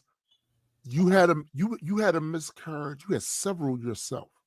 And everybody's bodies is different. Everybody's going their fatigue levels. All of that shit's different. She's not trying to do that again. She's not trying to have another. You know how emotionally draining it is. You said yourself you've had several of them. We're talking about his birthday. His 30th. Whoop the fuck again. Some of this shit I know has to do with my particular way I was raised. But I prioritize the health of the wife. I need to correct you again. No, it has nothing to do with you not doing birthdays because again, I agree with you 100%. Because no, what are you talking? You're the asshole. You knew what he wanted. You knew when it was expected. Where was the communication? Okay, at least this person is on the communication thing. Anybody that's talking about the communication thing, I'll give them a pass because that is absolutely true. You did not communicate as effectively. I don't dispute that at all. I just don't think it's an overriding factor. No, it's not. She did things. He got things. Like You're the asshole just because it's too much effort for you doesn't mean he can't have a big party. You could have asked one of his family. I mentioned that part. You could have asked somebody else to help. Okay. You're the asshole. He planned a massive party. You're the asshole. He planned a massive party for you 2 years ago when you knew he expected something big. You were only 3 months pregnant. The party should have been mostly planned before that. Had you respected your husband's wishes, your entire focus is on yourself right now, and most of his is also on you. He is not being selfish by being upset. He doesn't get one day focusing on him. Okay, so for this response, I will give a little bit of credence to. Mm-hmm. I will say that if you're all right, but like this, Chrissy and I. Well, I can only use. Before you do that, we need to subtract something out of that. She's not just thinking about herself. Oh, no. Okay. Listen, there's only one part of this response that I'm going to say. Right. The rest of that shit can go in the garbage. So, Chrissy and I started, put like this. I started thinking about what we were going to do for her birthday 3+ months in advance. Wasn't a big birthday. Right. Wasn't a milestone. Really. Right. Like it people 35 is not a milestone birthday. Like it's a 5 there, but it's not really a milestone birthday. So like if it was a milestone birthday, I probably would have been birthday and your 100th birthday. I could give a fuck. No. See again now. Okay, now this is where we different. This is where that upbringing of yours got you jaded. Right. There are more milestones than first and 100th. They just numbers. No, nigga. There are more milestones. If this was a milestone birthday, I can imagine I probably would have been. See, shut up. See, you now you gotta make me sound closer to her. If this was a milestone birthday, like if this was 40, or 30, I probably would have started way earlier. And there is credence to say he gave you the big birthday for the 30th. And if you talked about it and agreed that you would do the same for him, it's kind of crazy that you ain't have no plans and you're only 3 months pregnant. It's crazy as fuck that you would have no plans before the 3-month part hit. Like, that is wild. I will give them that part. That's wild as fuck. Because that is kind of selfish of you to not have started fucking planning at all. Like, no plans whatsoever. Like, at the end of the day, even if it would have been some type of shit where, like, now we're getting this in super hypotheticals, but let's say he is the provider, sole provider in the household. Even if you would have been in a situation where like you would have took his money and sent him and some of his closest friends somewhere for his birthday or something like that. Right. And had somebody, come help you out and take care of you for that weekend that he was away or some shit like that. Like, I will give the credence that something could have been done, given that you're only 3 months pregnant. Absolutely. But anything beyond that or the communication part, it's a no for me, dog. And even with that, like, I will acknowledge all of those things. Absolutely. There was something going on there that didn't whatever. But I'm still prioritizing that way she felt, because I'm gonna tell you this: she lose that baby from overexertion. Both of you, right? Nigga, it's gonna be a whole different situation. Thanks. Both of you suffer. So, thanks. Realistically, that's that you have much bigger problems if that. Yeah, put it like that. You have much bigger problems if that's what the motherfucking the Grandmaster from fucking Thor Ragnarok. Here's the problem that I see when shit like this happens. You have people.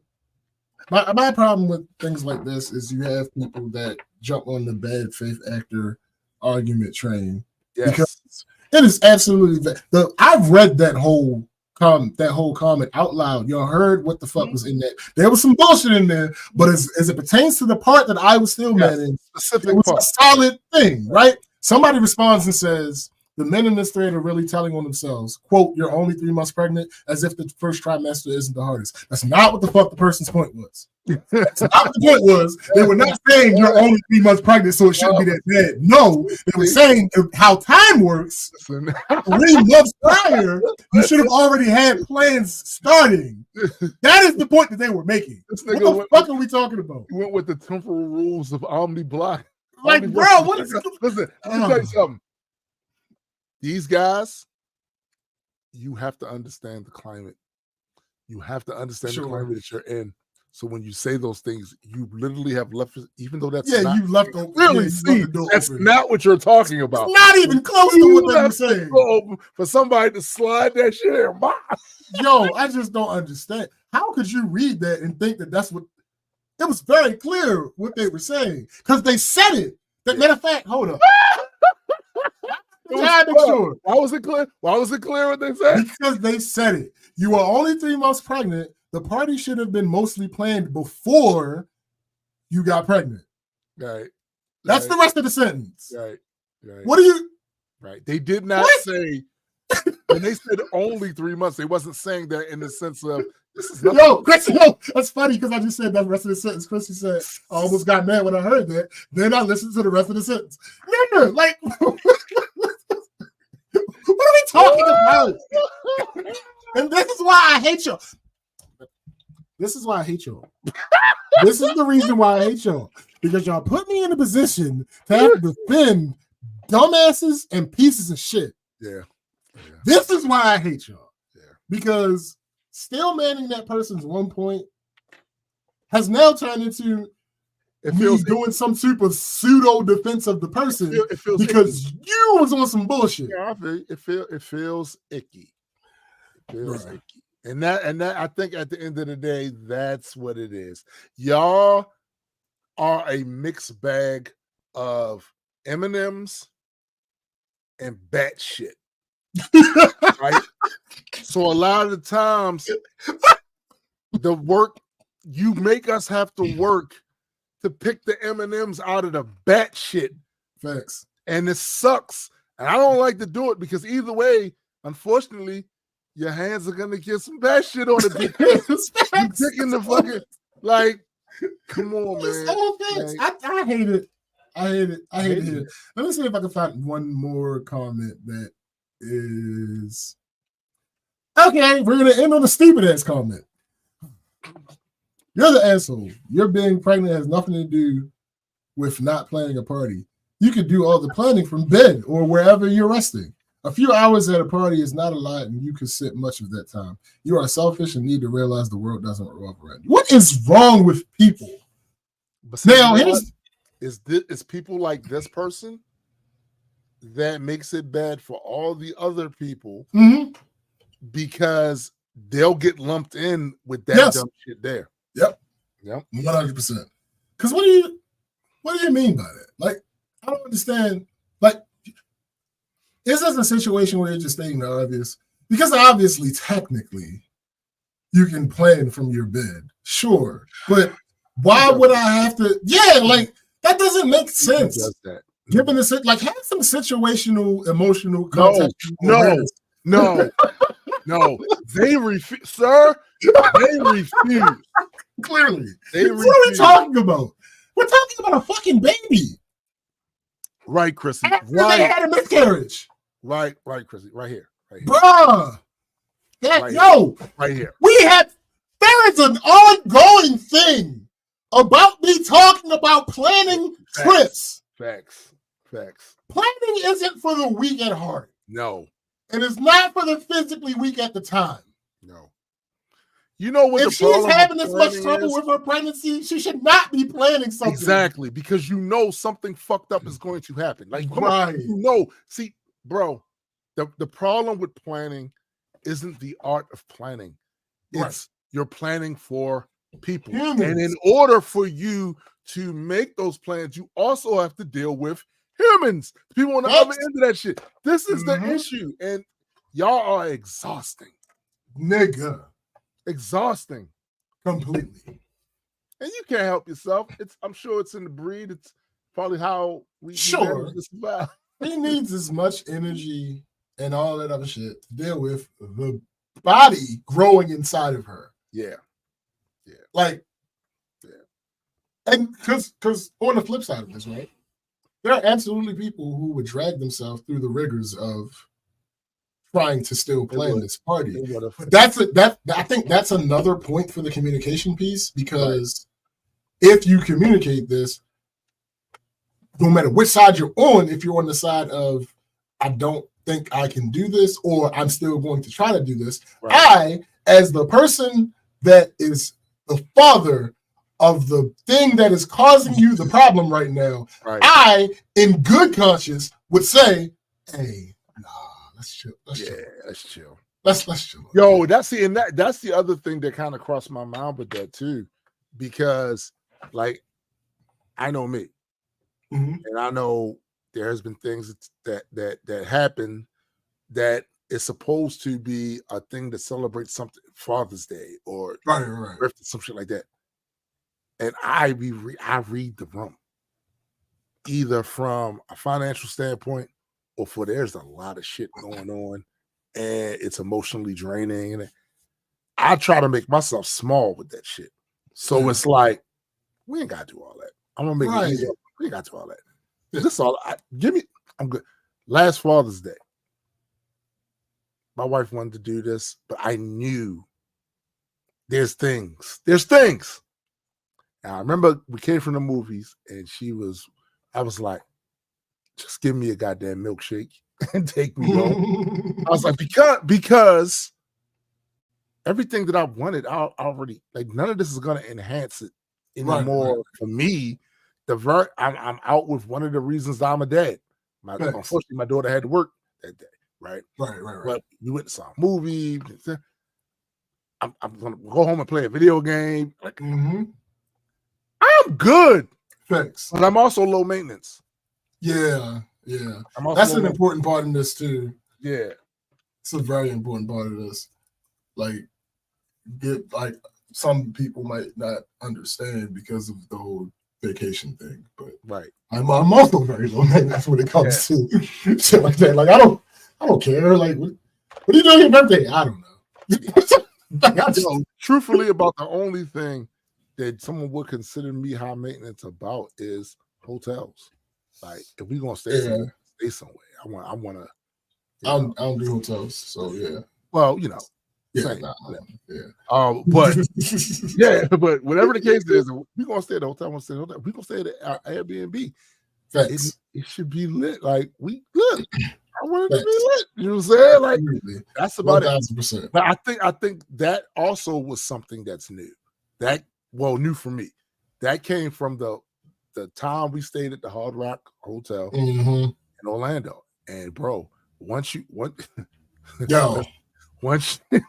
it's hard.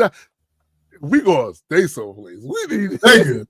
Yo, what I made that declaration. Like a short hotel trip is fine for me. Like I don't have a problem with a short hotel trip. But once I went out of the country to an all-inclusive resort, I was like, I'm never staying in a hotel again. Like, what are we talking? Not for vacation, not for like the entire. No, that's no fucking hotel again. Hotel is a resort. It's a resort. Yeah, right. That shit is different.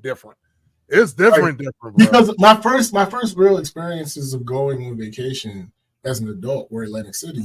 It's mad resorts up there. But I thought at that time I was just like, oh, it's just how Atlantic City does. Yeah. And I'm sure Vegas is like this too. Right. But anywhere else I'll go in the country, I'm not gonna have this. Right. But then once I left the country and went to one of those resorts, I was like, I'm not going to no fucking hotels no more. Like, what are we? No, what are we? It's resort time, baby. Like that. If I have to be somewhere and it's not a resort, give me an Airbnb, because at least I don't have to pay for parking. That's true. I can cook. That's true. We can all be together and not have to worry about who put what room and all this stuff. No, we're not worried about all that. Listen, let me tell you, when we went to Belize and we stayed at the Portofino beach resort. What? Yo, when I went live, we had that breakfast the morning we got there. Yo, this is part of the resort. This is right. What? No, no. What are we even talking about? This shouldn't even be a conversation. Yes. Like, I'm look to the point where I am up for resort living. That's how good that shit. Nah. Yeah, get that shit out of here. But yeah, absolutely not the asshole. No. With I don't. A few caveats that we can slide in. Right. But it still don't make you the asshole. But it is. Still not the asshole. It's some things that you could have done to potentially improve the situation, but not the asshole. Not at all. Not even close. That's it. We would like to thank you guys once again for joining us for another rousing edition. Black Culture Geeks podcast. Saturday morning cartoon block. Your continued participation in all this makes this possible and keeps us enthused and motivated to do it. Do not forget there is come on. Always music. Always music. Always music. Unfortunately, there's always music. More music and new music coming from us and people you haven't met yet. And facts. Also, don't forget to check out my sister, his significant other, Chrissy's podcast, Heard It Through the Grapevine. Yeah. Very, very funny and entertaining podcast. Also, don't forget my man Super Side Guy with the Metas and Mutants and his co-host Hendrick. Absolutely. We'll check that out as well. Anybody that has not gotten their hands on an issue of Extra P and Entropy, go to majesticcomics.shop. Either get a digital or you get a physical one. Also, to those that did support the last Kickstarter, we are working feverishly to get this book done. But despite the obstacles and stuff, we're getting to that point. Right. So it should be, depending on how long it takes the colorist and the letterer. Yeah, you know what I'm saying? We'll be on it. But I'll keep you informed about that. Every so often, go check your Kickstarter profiles because we leave updates on there about what's happening and everything. A lot of people don't do that. That's facts. But anyway, for my man SPJ, I am Tombstone the Dead Man, and for the greater multi-world entertainment family, we are out.